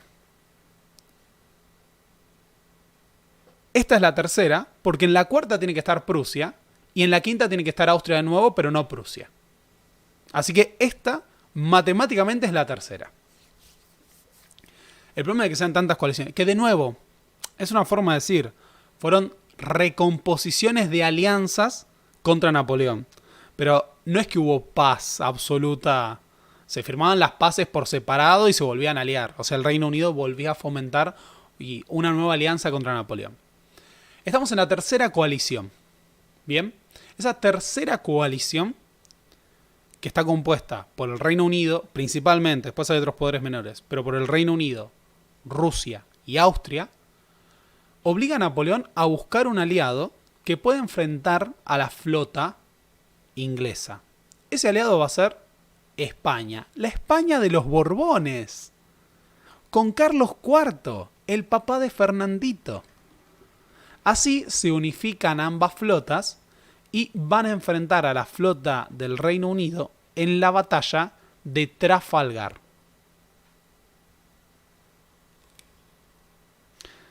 El loco da toda esta clase de memoria y yo rompiendo las bolas con los chistecitos. Sí, así funciona. Bien. Esa...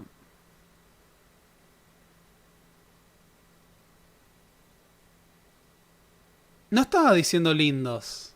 No estaba diciendo lindo yo. Bueno, esa alianza entre la flota francesa y la flota española se enfrenta en Trafalgar a la flota del Reino Unido. En esa batalla de Trafalgar, el almirante Horatio Nelson aplasta a la flota franco-española, pero en el medio muere.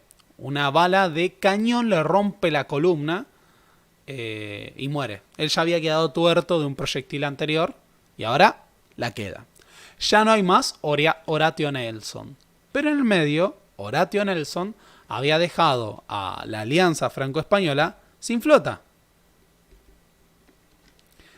Una vez más tenemos a la Francia revolucionaria perdiendo las batallas marítimas. Napoleón está dirigiendo las operaciones militares en tierra y tiene que enfrentar a un ejército compuesto por el Imperio Ruso y el Imperio Austríaco. El campo de batalla es Austerlitz. En Austerlitz, Napoleón lleva adelante una de sus batallas perfectas, por así decir. Un ejército aliado de rusos austríacos superiores en número se enfrenta al ejército de Napoleón.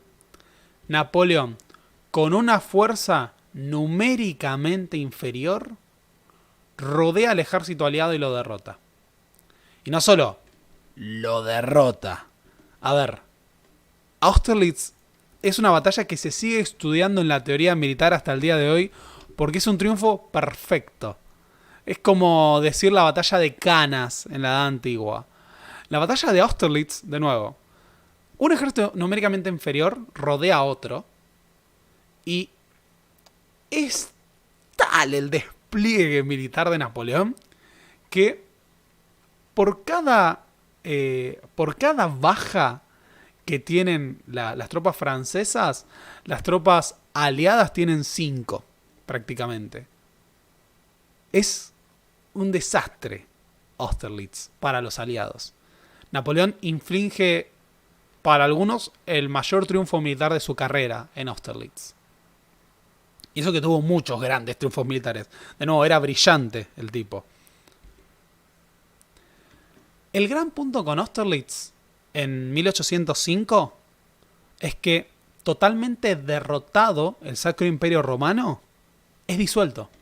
Napoleón acaba con el Reich de 1000 años. El verdadero Reich de 1000 años llega a su fin después de Austerlitz. El Sacro Imperio Romano se disuelve.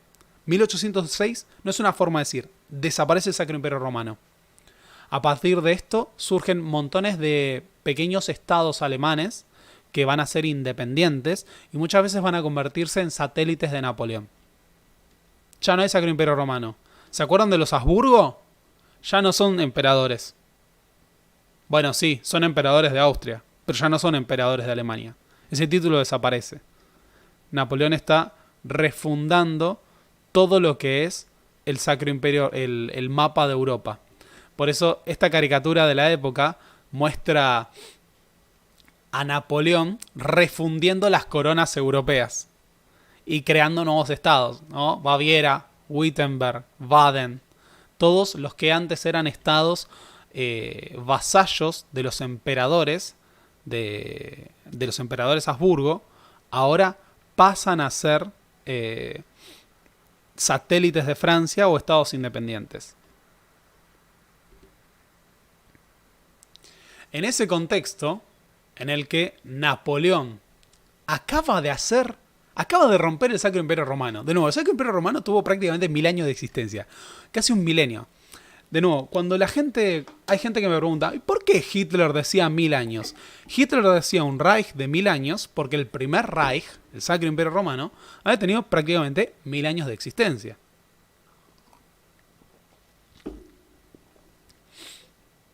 Napoleón acaba de romper eso. Frente a esto, el Reino Unido decide formar otra nueva coalición, ahora sí, la cuarta coalición contra Francia. Esa cuarta coalición contra Francia va a estar conformada por el Imperio Ruso, el Reino de Prusia y el Reino Unido. Una aclaración, el Reino de Prusia, el siglo XVIII, se la pasó cogiéndose a los ejércitos de otras monarquías. En la Guerra de los 7 Años, el Reino de Prusia, el ejército prusiano, se enfrenta y prácticamente empata ligeramente a su favor contra una alianza compuesta por Rusia, Saboya, Austria, Baviera, Sajonia, Polonia. Es algo... Dinamarca, es algo increíble porque es una monarquía militarizada al exceso en la que los siervos son soldados, los Junkers son oficiales y todo el Estado, el General Kriegskommissariat, está pensado, todo el aparato fiscal está unido al aparato militar. Es un Estado militarizado al extremo. Tenía, en ese momento, en el siglo XVIII, tenía la mayor tasa de soldados por habitante de Europa. Para que nos hagamos una idea de el nivel de militarización del Estado prusiano.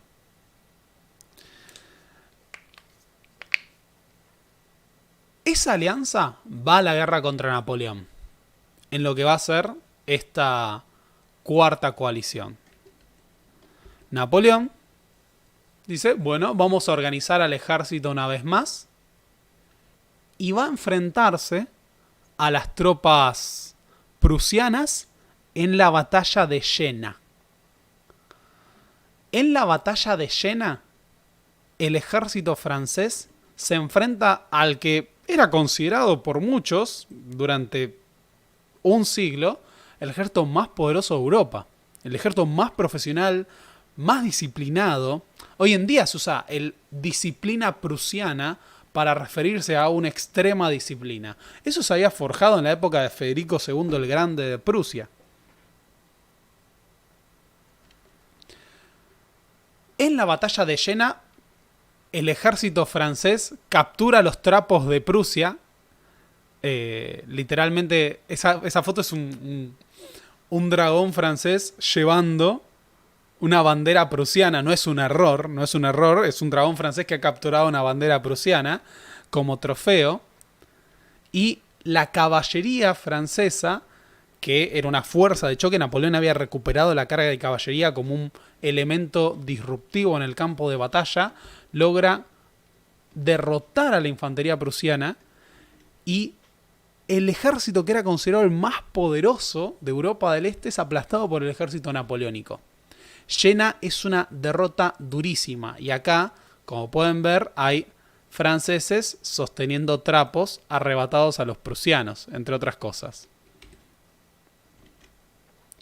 Napoleón entra en Berlín. Triunfalmente. Ha tomado Berlín. Toma Berlín y lo que va a hacer es básicamente ocupar y destruir lo que era el Estado prusiano como se lo conocía. Jena, la batalla de Jena en 1807, representa un derrumbe para la historia de Prusia. Pero no puede quedarse ahí. Del otro lado está Rusia. Hay que enfrentarse a los rusos. Napoleón ha derrotado en Jena, ha tomado Berlín, sigue hacia el este y avanza hacia Rusia. Intenta avanzar en la frontera de Rusia y acá me comieron una imagen. Ah, esto quedó desordenado. Bueno. Esta fue la... Bueno, no importa. Me quedo desordenado. Estoy viendo cómo lo ordeno. Porque... no es justo.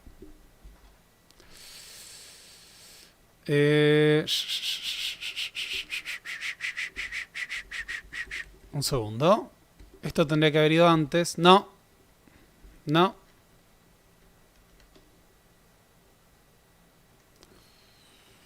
Ah.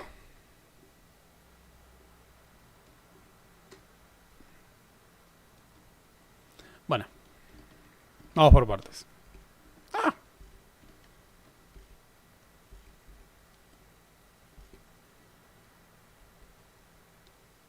Vamos acá.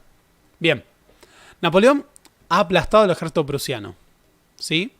Y al aplastar el ejército prusiano, ha logrado, por ejemplo, que los monarcas de Prusia tengan que refundar el Estado prusiano.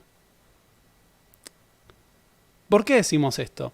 Bueno, porque lo que es el modelo de monarquía prusiana en esta época no solo es una monarquía absolutista. En Prusia todavía existe la servidumbre. Si la servidumbre se había suprimido en lo que era la Europa medieval en el marco de la crisis del feudalismo, en Prusia particularmente esa gran monarquía brutalmente autoritaria tiene que reformarse porque tiene que abolir la servidumbre. O sea, el nivel de desastre que impone la invasión francesa a Prusia obliga a lo que es la monarquía prusiana a refundarse, a imponer una reforma enorme de todo su aparato. De hecho, esa reforma Si quieren, es el antecedente lejano para que a futuro exista el segundo imperio alemán. Porque es un ejército, es un estado prusiano más moderno el que lleva adelante la unificación alemana. En cierta manera, podríamos decir que muy a futuro, todos los trastornos que Napoleón impone en Prusia son los que van a permitir el surgimiento del Estado alemán. Esto es a tal punto que Napoleón a los prusianos les saca la mitad de su territorio.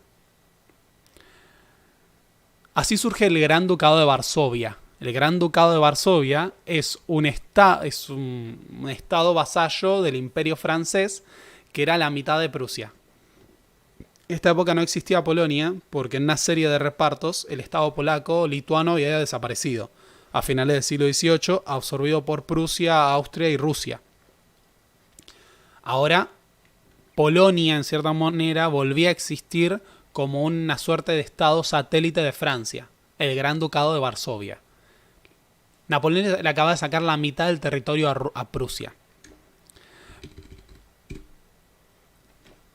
Pero en el medio hay que destacar algo. Napoleón, además de sacarle esa porción de territorio, había avanzado hacia el este. Y al avanzar hacia el este, más allá de Berlín, como Polonia no existía, ¿qué se había encontrado? Bueno, Napoleón se encuentra a Rusia. Y en la batalla de Eylau, Napoleón se enfrenta al ejército ruso. Y acá hay un cuadro que es maravilloso, que muestra lo que se considera una de las mayores cargas de caballería de la historia, que es toda la caballería francesa avanzando en columnas para romper Eylau, a las tropas rusas en Eylau, al mando del comandante Murat, que era el comandante de caballería de Napoleón. Esa caballería choca contra los cuadros rusos, pero no los logra romper del todo. La batalla de Eylau es una batalla muy violenta en la que ambos ejércitos pierden un gran volumen de soldados, algo así como 20.000 soldados cada uno, y le marca un freno a Napoleón. Napoleón ha tomado Berlín, ha llegado hasta Rusia, se enfrenta al ejército ruso y tiene una victoria muy marginal en Eylau, o si queremos un empate con ventaja para él. Hasta acá llegamos por hoy, en esta campaña. Es hasta acá. Se llega a un acuerdo, se establece la paz y se disuelve la cuarta coalición. En el medio, Napoleón se queda los territorios que hasta ese momento habían correspondido a Prusia y que ocupaban el Gran Ducado de Varsovia. Ahora eso le pertenece a la Francia napoleónica. Y los prusianos, en medio de todo ese contexto, tienen que encarar el proceso de reformas de su monarquía.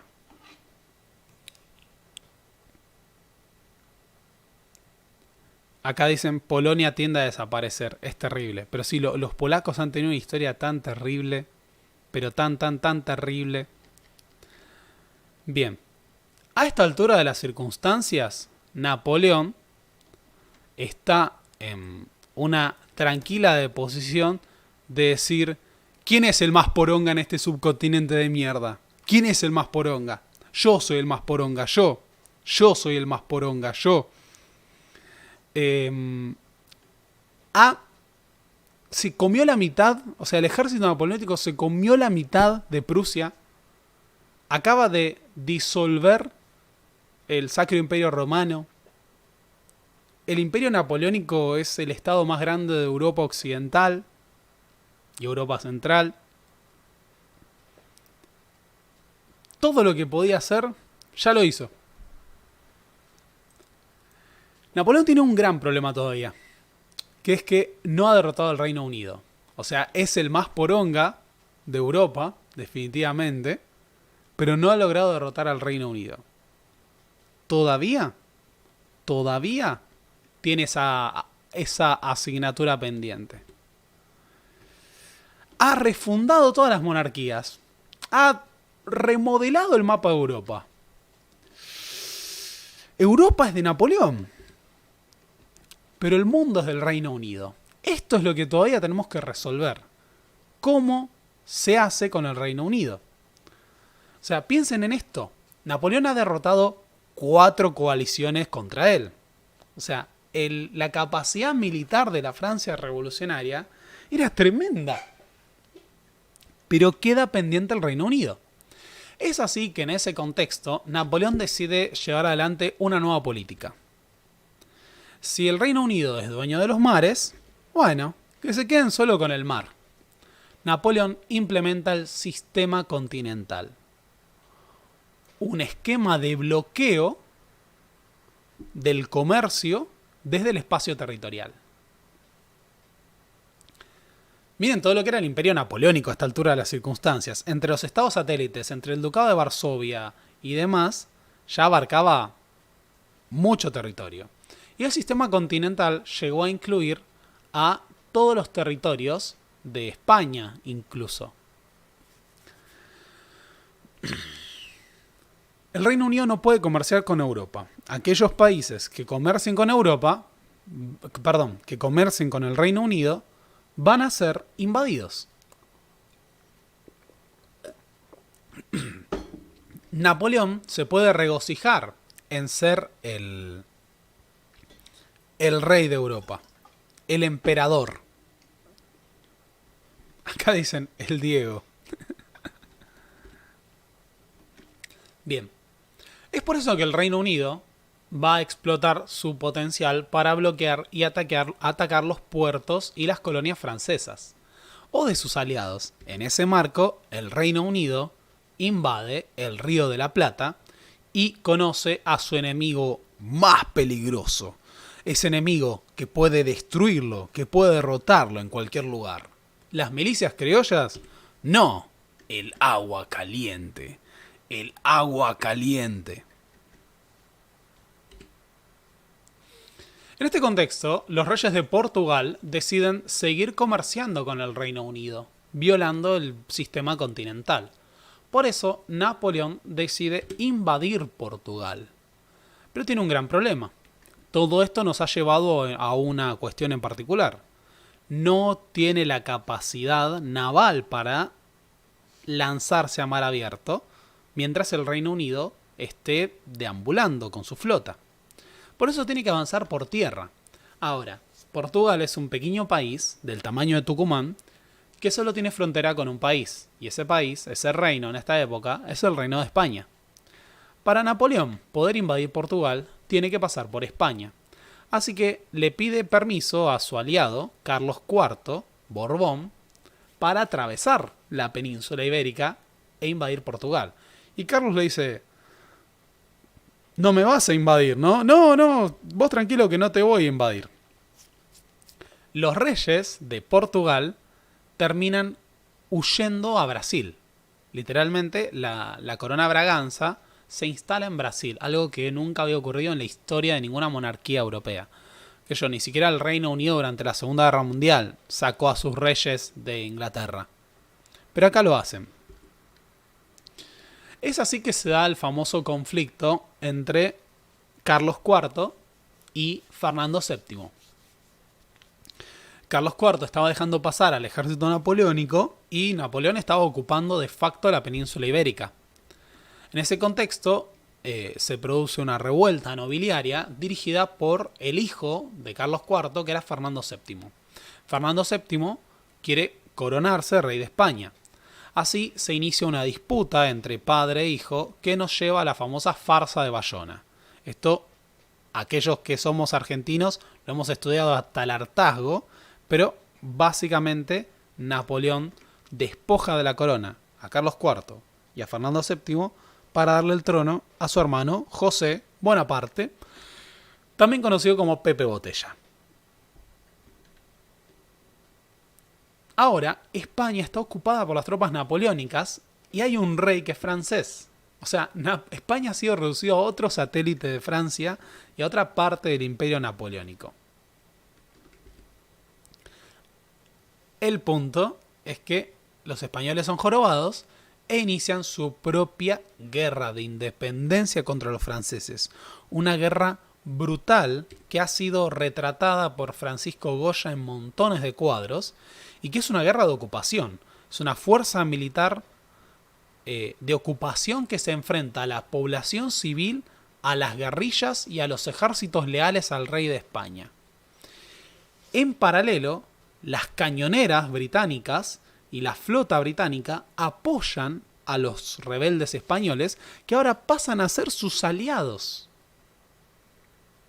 En este contexto es que se inicia lo que se conoce como la Guerra de Independencia de España para los españoles y la Guerra de la Península para los ingleses.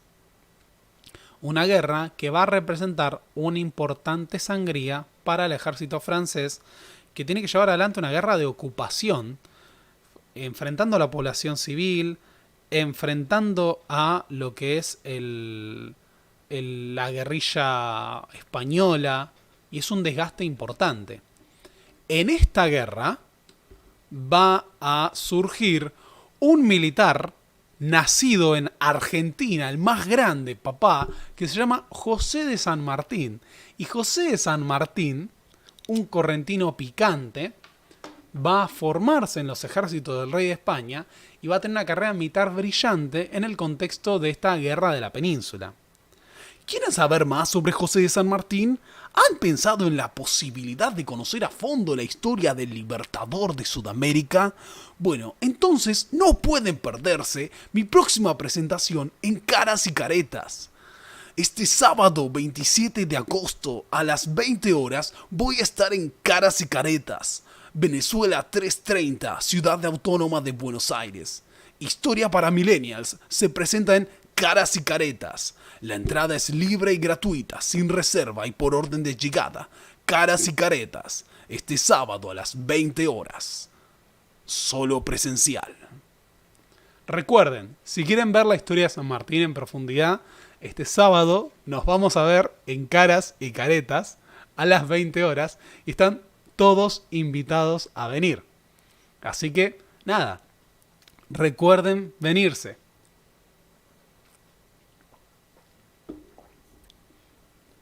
Bien.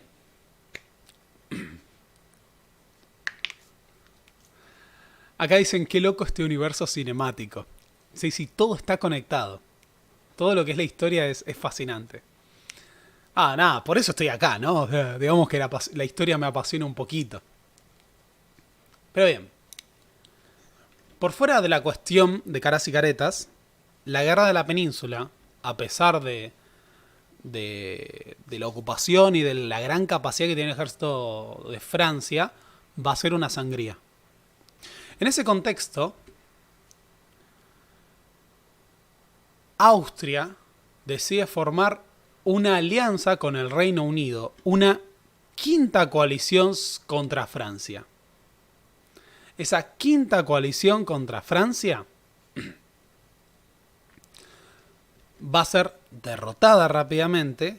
Napoleón avanza sobre los territorios austríacos, toma Silesia y en La Paz negocia la anexión de territorios al este del Imperio Austríaco y en contacto con la frontera con Rusia. Eso lleva a un gran problema.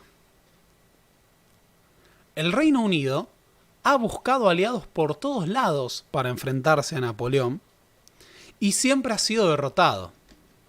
Todas las coaliciones que ha formado contra Napoleón han sido derrotadas. El Reino Unido en la Guerra de la Península puede desgastar a Francia, pero no lo puede derrotar. A esta altura de las circunstancias, Napoleón puede asegurar que el Reino Unido no lo va a derrotar. No puede ser derrotado por el Reino Unido. ¿Qué puede hacer el Reino Unido? Nada. Nada. Eventualmente Napoleón tiene que ganar. El Reino Unido puede ser consciente de que él no va a derrotar a la Francia revolucionaria. Pero Rusia, sí. Rusia sí puede derrotar a la Francia revolucionaria. Nosotros ya hemos visto que en la batalla de Eylau, las tropas francesas empataron con ventaja o derrotaron marginalmente a las rusas y no avanzaron y se adentraron en Rusia. Venían muy desgastadas y firmaron la paz. Ahora lo que vamos a ver es cómo ese imperio particularmente conservador y atrasado es el Estado y va a disponer del ejército que pueda derrotar a la Francia revolucionaria. Como veremos, en este contexto es que vamos a encontrar la invasión a Rusia.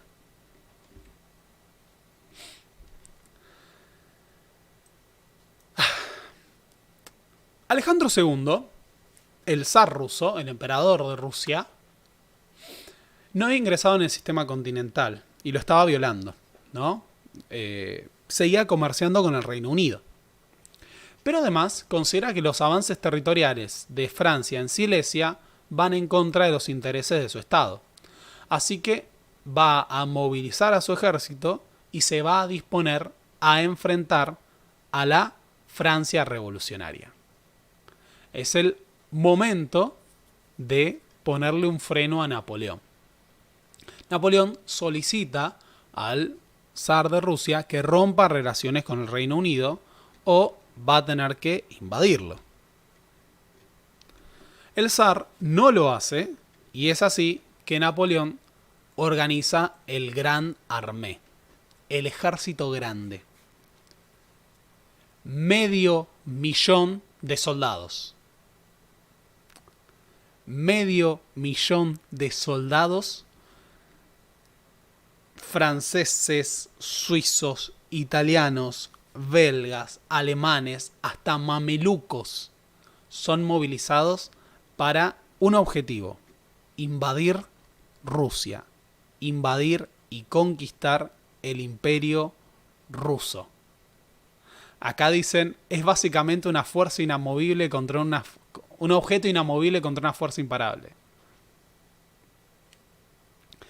Napoleón se dispone a invadir Rusia con su gran armée, con su gran ejército, que es el ejército más poderoso de Europa, que ha derrotado a todas las monarquías, a todos los imperios, a todas las coaliciones, a toda la contrarrevolución. En ese contexto, acá preguntan qué hace Estados Unidos. Estados Unidos tiene una guerra contra Inglaterra en el marco de las guerras napoleónicas, que es la guerra de 1812, pero eso queda para otra historia. Otro día. Acá Napoleón va a enfrentarse a un viejo rival, al que ya ha derrotado en la guerra de la Tercera Coalición. Ese rival es el general Kutuzov. Kutuzov es el general ruso que va a encargarse de la defensa de Rusia contra Francia. Mikhail Kutuzov. Mikhail Kutuzov decide que va a recibir a Napoleón a tierra quemada.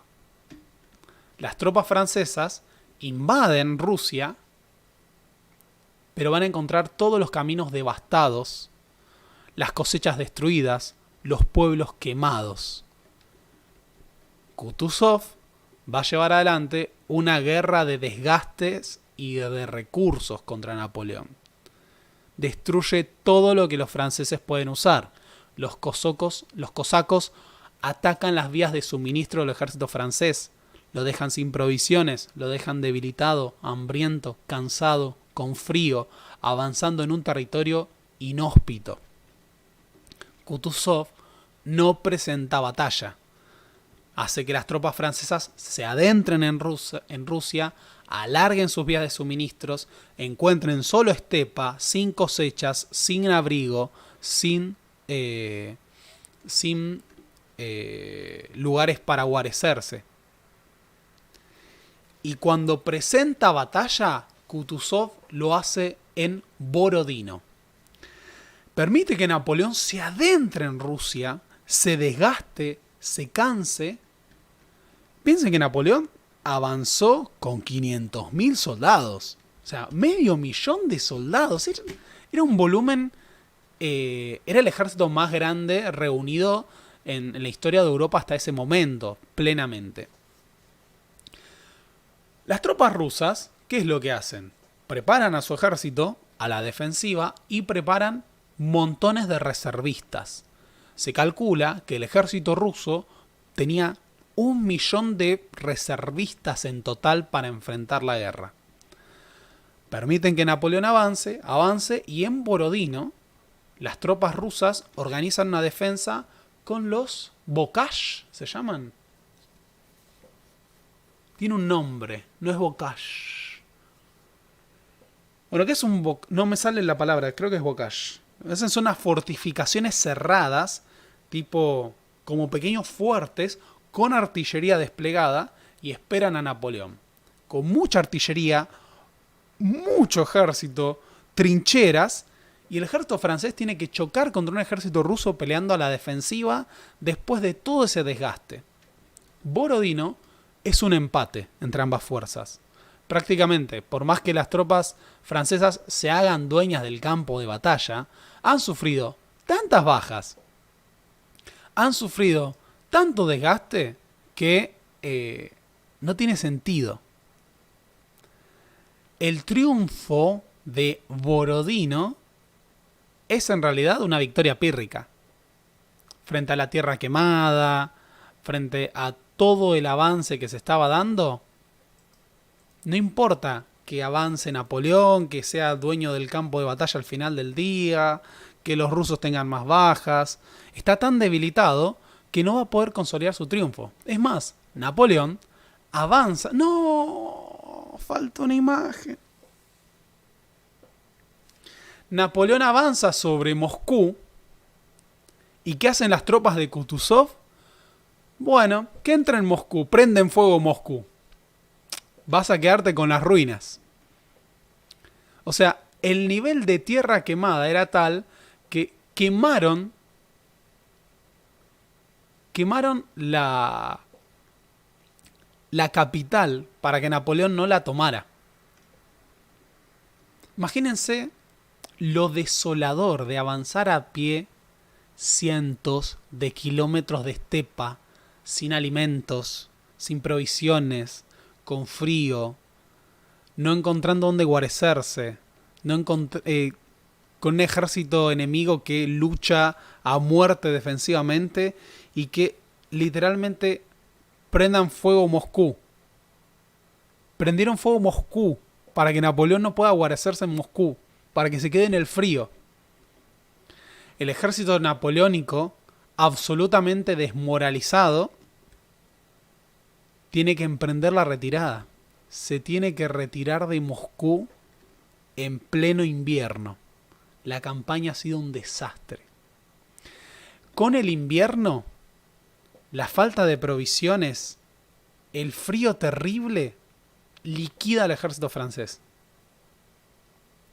Para que nos hagamos una idea, Napoleón empezó la campaña de Rusia con 500.000 de soldados. De nuevo, 500.000 de soldados. No es un numerito chiquito. Son 500.000 de soldados. Napoleón vuelve de la campaña de Rusia con menos de 50.000. Vuelve 1 de cada 10 soldados que habían partido. Ha perdido lo mejor de su ejército. Ha perdido el ejército más grande que haya construido. Una campaña que fue un desastre. Perry Anderson sostiene que la resistencia del Imperio Ruso a la invasión napoleónica no fue por el invierno, dice, fue porque la estructura social y política del Imperio Ruso era tan conservadora y tan antigua que era incapaz de ser permeada por las ideas y los elementos que movilizaban la revolución en Europa. Acá es un detalle, como dice Van, y los campesinos rusos, bien, gracias, obvio, el ejército del zar les hacía quemar sus tierras, quemar sus cosechas y todo, pero porque no importaba qué le pasara a esos campesinos, no, obvio, por supuesto. Napoleón está debilitado. Ahora que salió una nueva de Depredador, que es buenísima, me re gustó la última de Depredador, podríamos decir que las demás potencias dicen, si sangra, puede morir. Si sangra, lo podemos matar. Así que se forma la sexta coalición contra Napoleón. La sexta coalición. Fíjense esto, porque lo hemos naturalizado, pero 6 coaliciones vamos. La sexta coalición contra Napoleón incluye al Reino Unido, el Imperio Austríaco, el Reino de Prusia, el Imperio Ruso, el Reino de España, el Reino de Portugal. Todos esos países juntos para enfrentar a Francia. Todas las potencias europeas se alían en bloque para enfrentar a Napoleón. A mí se me ocurre que lo más probable es que Napoleón en este contexto haya dicho algo así como: ¿qué onda? ¿Se juntaron todos los bigotes de leche? Lo cierto es que todas las potencias, todos los monarcas absolutistas de Europa y el Reino Unido, unidos para derrotar a la Francia revolucionaria. O sea,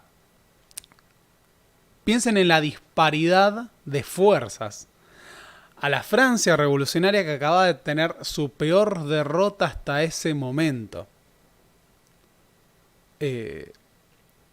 Napoleón acaba de perder a su ejército y ahora va a enfrentar a todas las potencias europeas. Todas juntas. A tal punto tiene que enfrentar a todas las potencias europeas que cuando se enfrenten, la batalla en la que pelean va a ser conocida como la Batalla de las Naciones. Esa es la Batalla de Leipzig, que no suele ser tan recordada. Bueno, o sea, los que les gusta la historia militar seguro la conocen todos, pero seguro que el público común no escuchó hablar de la Batalla de Leipzig. Si alguien no... El que no haya escuchado hablar nunca de la Batalla de Leipzig, avise. O el que sí, avise también para tener esta medida. En la Batalla de Leipzig, el ejército francés se enfrenta al mismo tiempo al ejército ruso, al ejército prusiano, al ejército austríaco y fuerzas aliadas de todos ellos. O sea, fue conocida como la Batalla de las Naciones porque fue la batalla más grande de la historia de Europa hasta ese momento. Un poquito grande fue. Hubo 500.000 de soldados en el campo de batalla. O sea, 500.000 de soldados. Nunca se habían desplegado tantas tropas. 500.000 de soldados combatiendo al mismo tiempo. Napoleón tiene que enfrentarse a la defensiva contra 3 ejércitos juntos. O sea, a ver, Napoleón lleva a Leipzig 150.000 soldados y del otro lado hay 350.000. O sea, lo más que duplican en número. Napoleón pelea a la defensiva contra todos esos ejércitos y es derrotado porque lo superan ampliamente. Pero la batalla es durísima. A ver, hay 100.000 bajas. Hay 100.000 bajas en Leipzig. Es la batalla más grande de la historia de Europa hasta las guerras mundiales. O sea, hasta que después tengamos la batalla del Somme y rompa toda comparación, esta es la batalla más grande de la historia de Europa. Por eso fue la Batalla de las Naciones. En esa Batalla de las Naciones, la Francia napoleónica pierde. Napoleón es derrotado, las tropas aliadas ingresan en Francia, la contrarrevolución ha vencido y en medio de todo esa derrota desesperada de las fuerzas napoleónicas es que Napoleón, derrotado, tiene que dimitir. Tiene que abdicar. Ya no puede hacer nada. Todas las potencias juntas ocupan Francia y lo obligan a rendirse. Napoleón deja la corona, ya no es más emperador de Francia. Los días de gloria han quedado en el pasado, está derrotado y en 1814 renuncia y lo envían al exilio a la isla de Elba. Las tiras y las caricaturas británicas se ríen, ¿no?, de la deportación, del viaje a Elba, que tiene que hacer ese emperador, que tiene que abandonar sus atributos, está rendido, ya no tiene corona, ya no tiene manto. No más Napoleón. Napoleón ha sido derrotado. Napoleón derrotado, ya no tiene lugar en Europa, está en el exilio y se tiene que quedar en la isla de Elba para pasar sus últimos días en paz. Tranquilo, calmado. Napoleón puede mirar el mar desde su isla, sabiendo que no va a haber nada más. Esto es todo, ha sido una vida agitada, no hay nada más que hacer. Oh, el gobierno de Francia está vacante. Es el momento de que vuelvan los Borbones. Luis XVIII dice, bueno, ha sido un largo camino de lucha, han guillotinado a mis primos, han guillotinado a parte de mi familia, pero finalmente estos usurpadores han sido derrotados y es el momento de que vuelva la monarquía. Ah, qué bueno volver a la normalidad, volver a la monarquía absoluta. Listo, ya está. Lo peor ha pasado. Hemos vuelto. Pero el que vuelve es Napoleón Bonaparte, que en 1815 retorna a Francia huyendo de su exilio en la isla de Elba y decide liderar nuevamente un proceso revolucionario francés que establezca un nuevo imperio francés. Así se inician los 100 días de Napoleón. Napoleón vuelve en 1815 y se propone retomar el poder. Así que ahora que vuelve a Francia y a la cabeza de todos los sus seguidores, avanza, se envían ejércitos contra él y Napoleón dice, si alguien quiere dispararme, que me dispare. Y sus soldados se unen a él. No, en serio, esto pasa de verdad. O sea, hay una ocasión en la que mandan ejército, dice, si alguno está dispuesto a dispararme a mí, que lo haga ahora. Y todo el ejército francés se pone del lado de Napoleón, Luis XVIII tiene que huir y Napoleón se hace nombrar nuevamente emperador de Francia porque ha vuelto para Napoleón II, la venganza. Acá dicen la venganza del corso.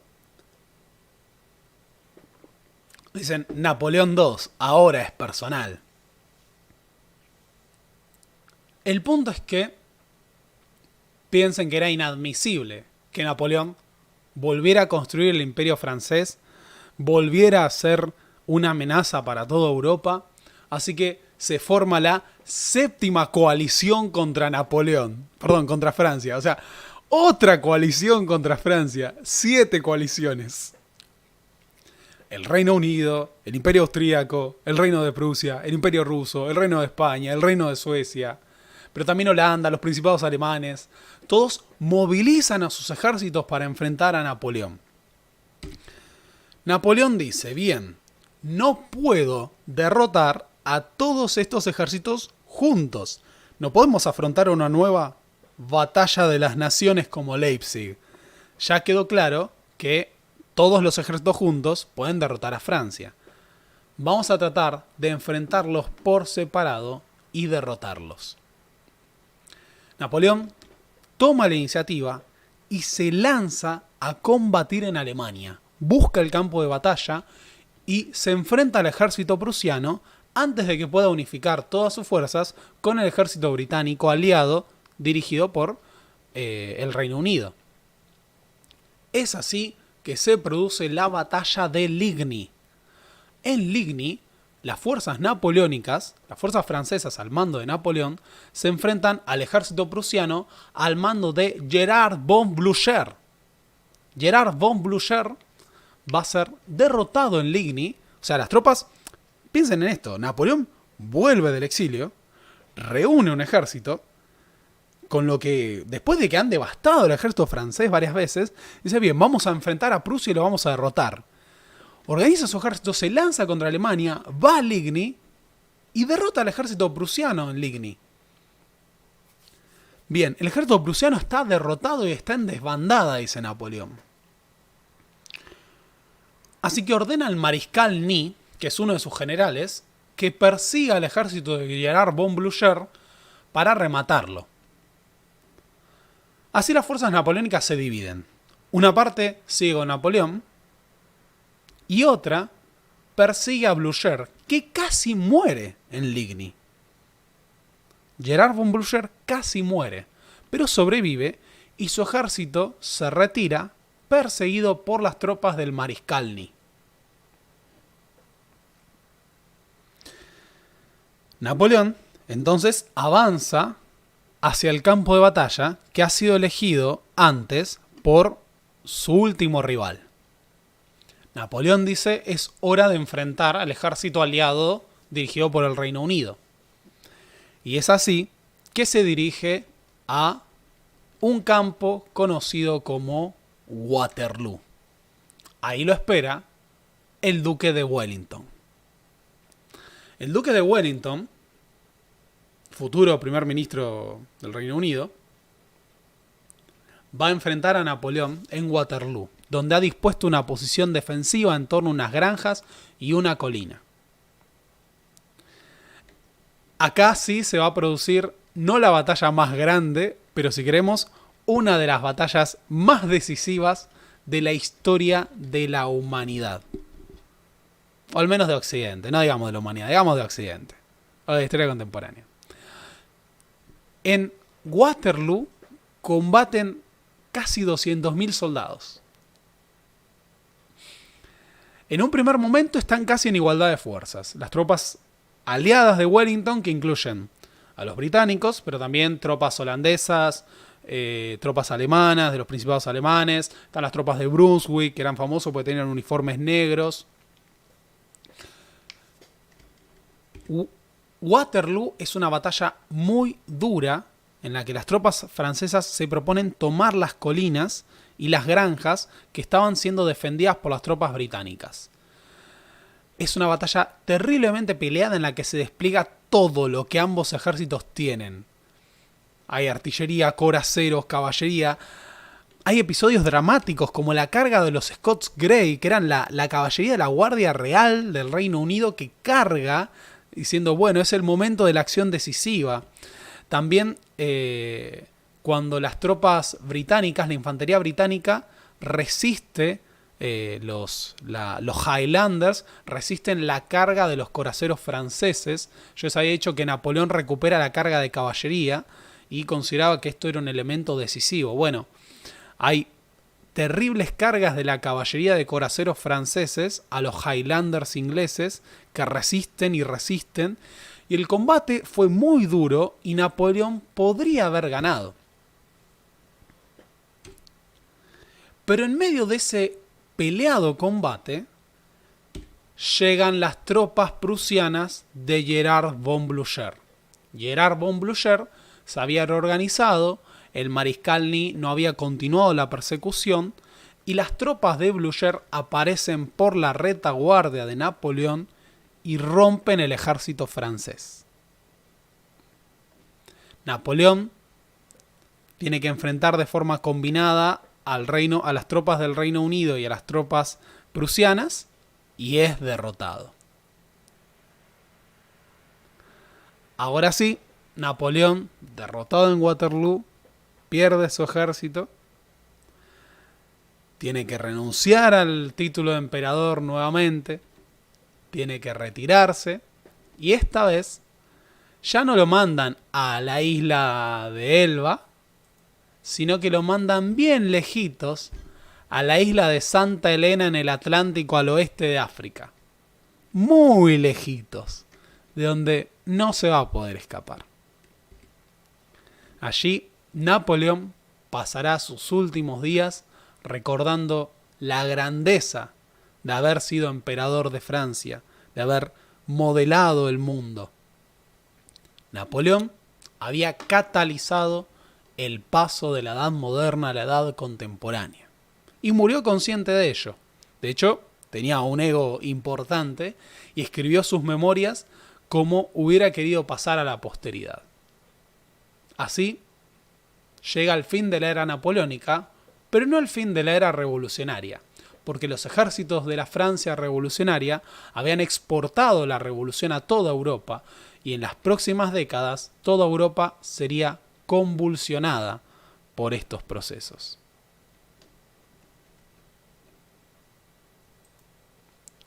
Bien, eso ha sido todo por hoy. Muchas gracias a todos mis seguidores que están despiertos casi a la 1 de la mañana de un jueves. Bien, antes de que se vayan, vamos por partes. El sábado, ¿qué tenemos el sábado? Bueno, recordemos que el sábado es el día en el que voy a estar en Caras y Caretas. Así que no olviden venir a Caras y Caretas para hablar de la historia de San Martín. De hecho, van a tener una experiencia única, muy superior a estos videos, porque no solo es en vivo, sino que se convierte básicamente en un show. Nada, están todos invitados a venir el sábado. Por otro lado, y esto es muy importante, ahora Historia para Millennials tiene más fuentes de financiamiento. Y ya no hace falta que se hagan miembros del canal, si no manejan YouTube, si no les interesa, sino que ustedes tienen a su disposición en la descripción de este video los links para llevar adelante aportes a partir de Mercado Pago. Pueden hacer suscripciones mensuales, pueden hacer aportes únicos. De esta manera pueden ayudar a sostener este canal y que yo pueda vivir y comer. Así que nada, muchas gracias por estar el día de hoy. Nos vemos el sábado en Caras y Caretas y el martes que viene vamos a hacer la segunda parte de San Martín. Pero si quieren saber antes, nos vemos el martes en Caras y Caretas. Así que muchas gracias a todos, gracias por estar presentes el día de hoy. Espero que les haya gustado esta clase sobre Napoleón, que les haya permitido ver cuántas coaliciones hubo contra Napoleón. Y nada, viva la revolución, nos vemos el martes que viene. Un abrazo grande, federal y patriótico para todos.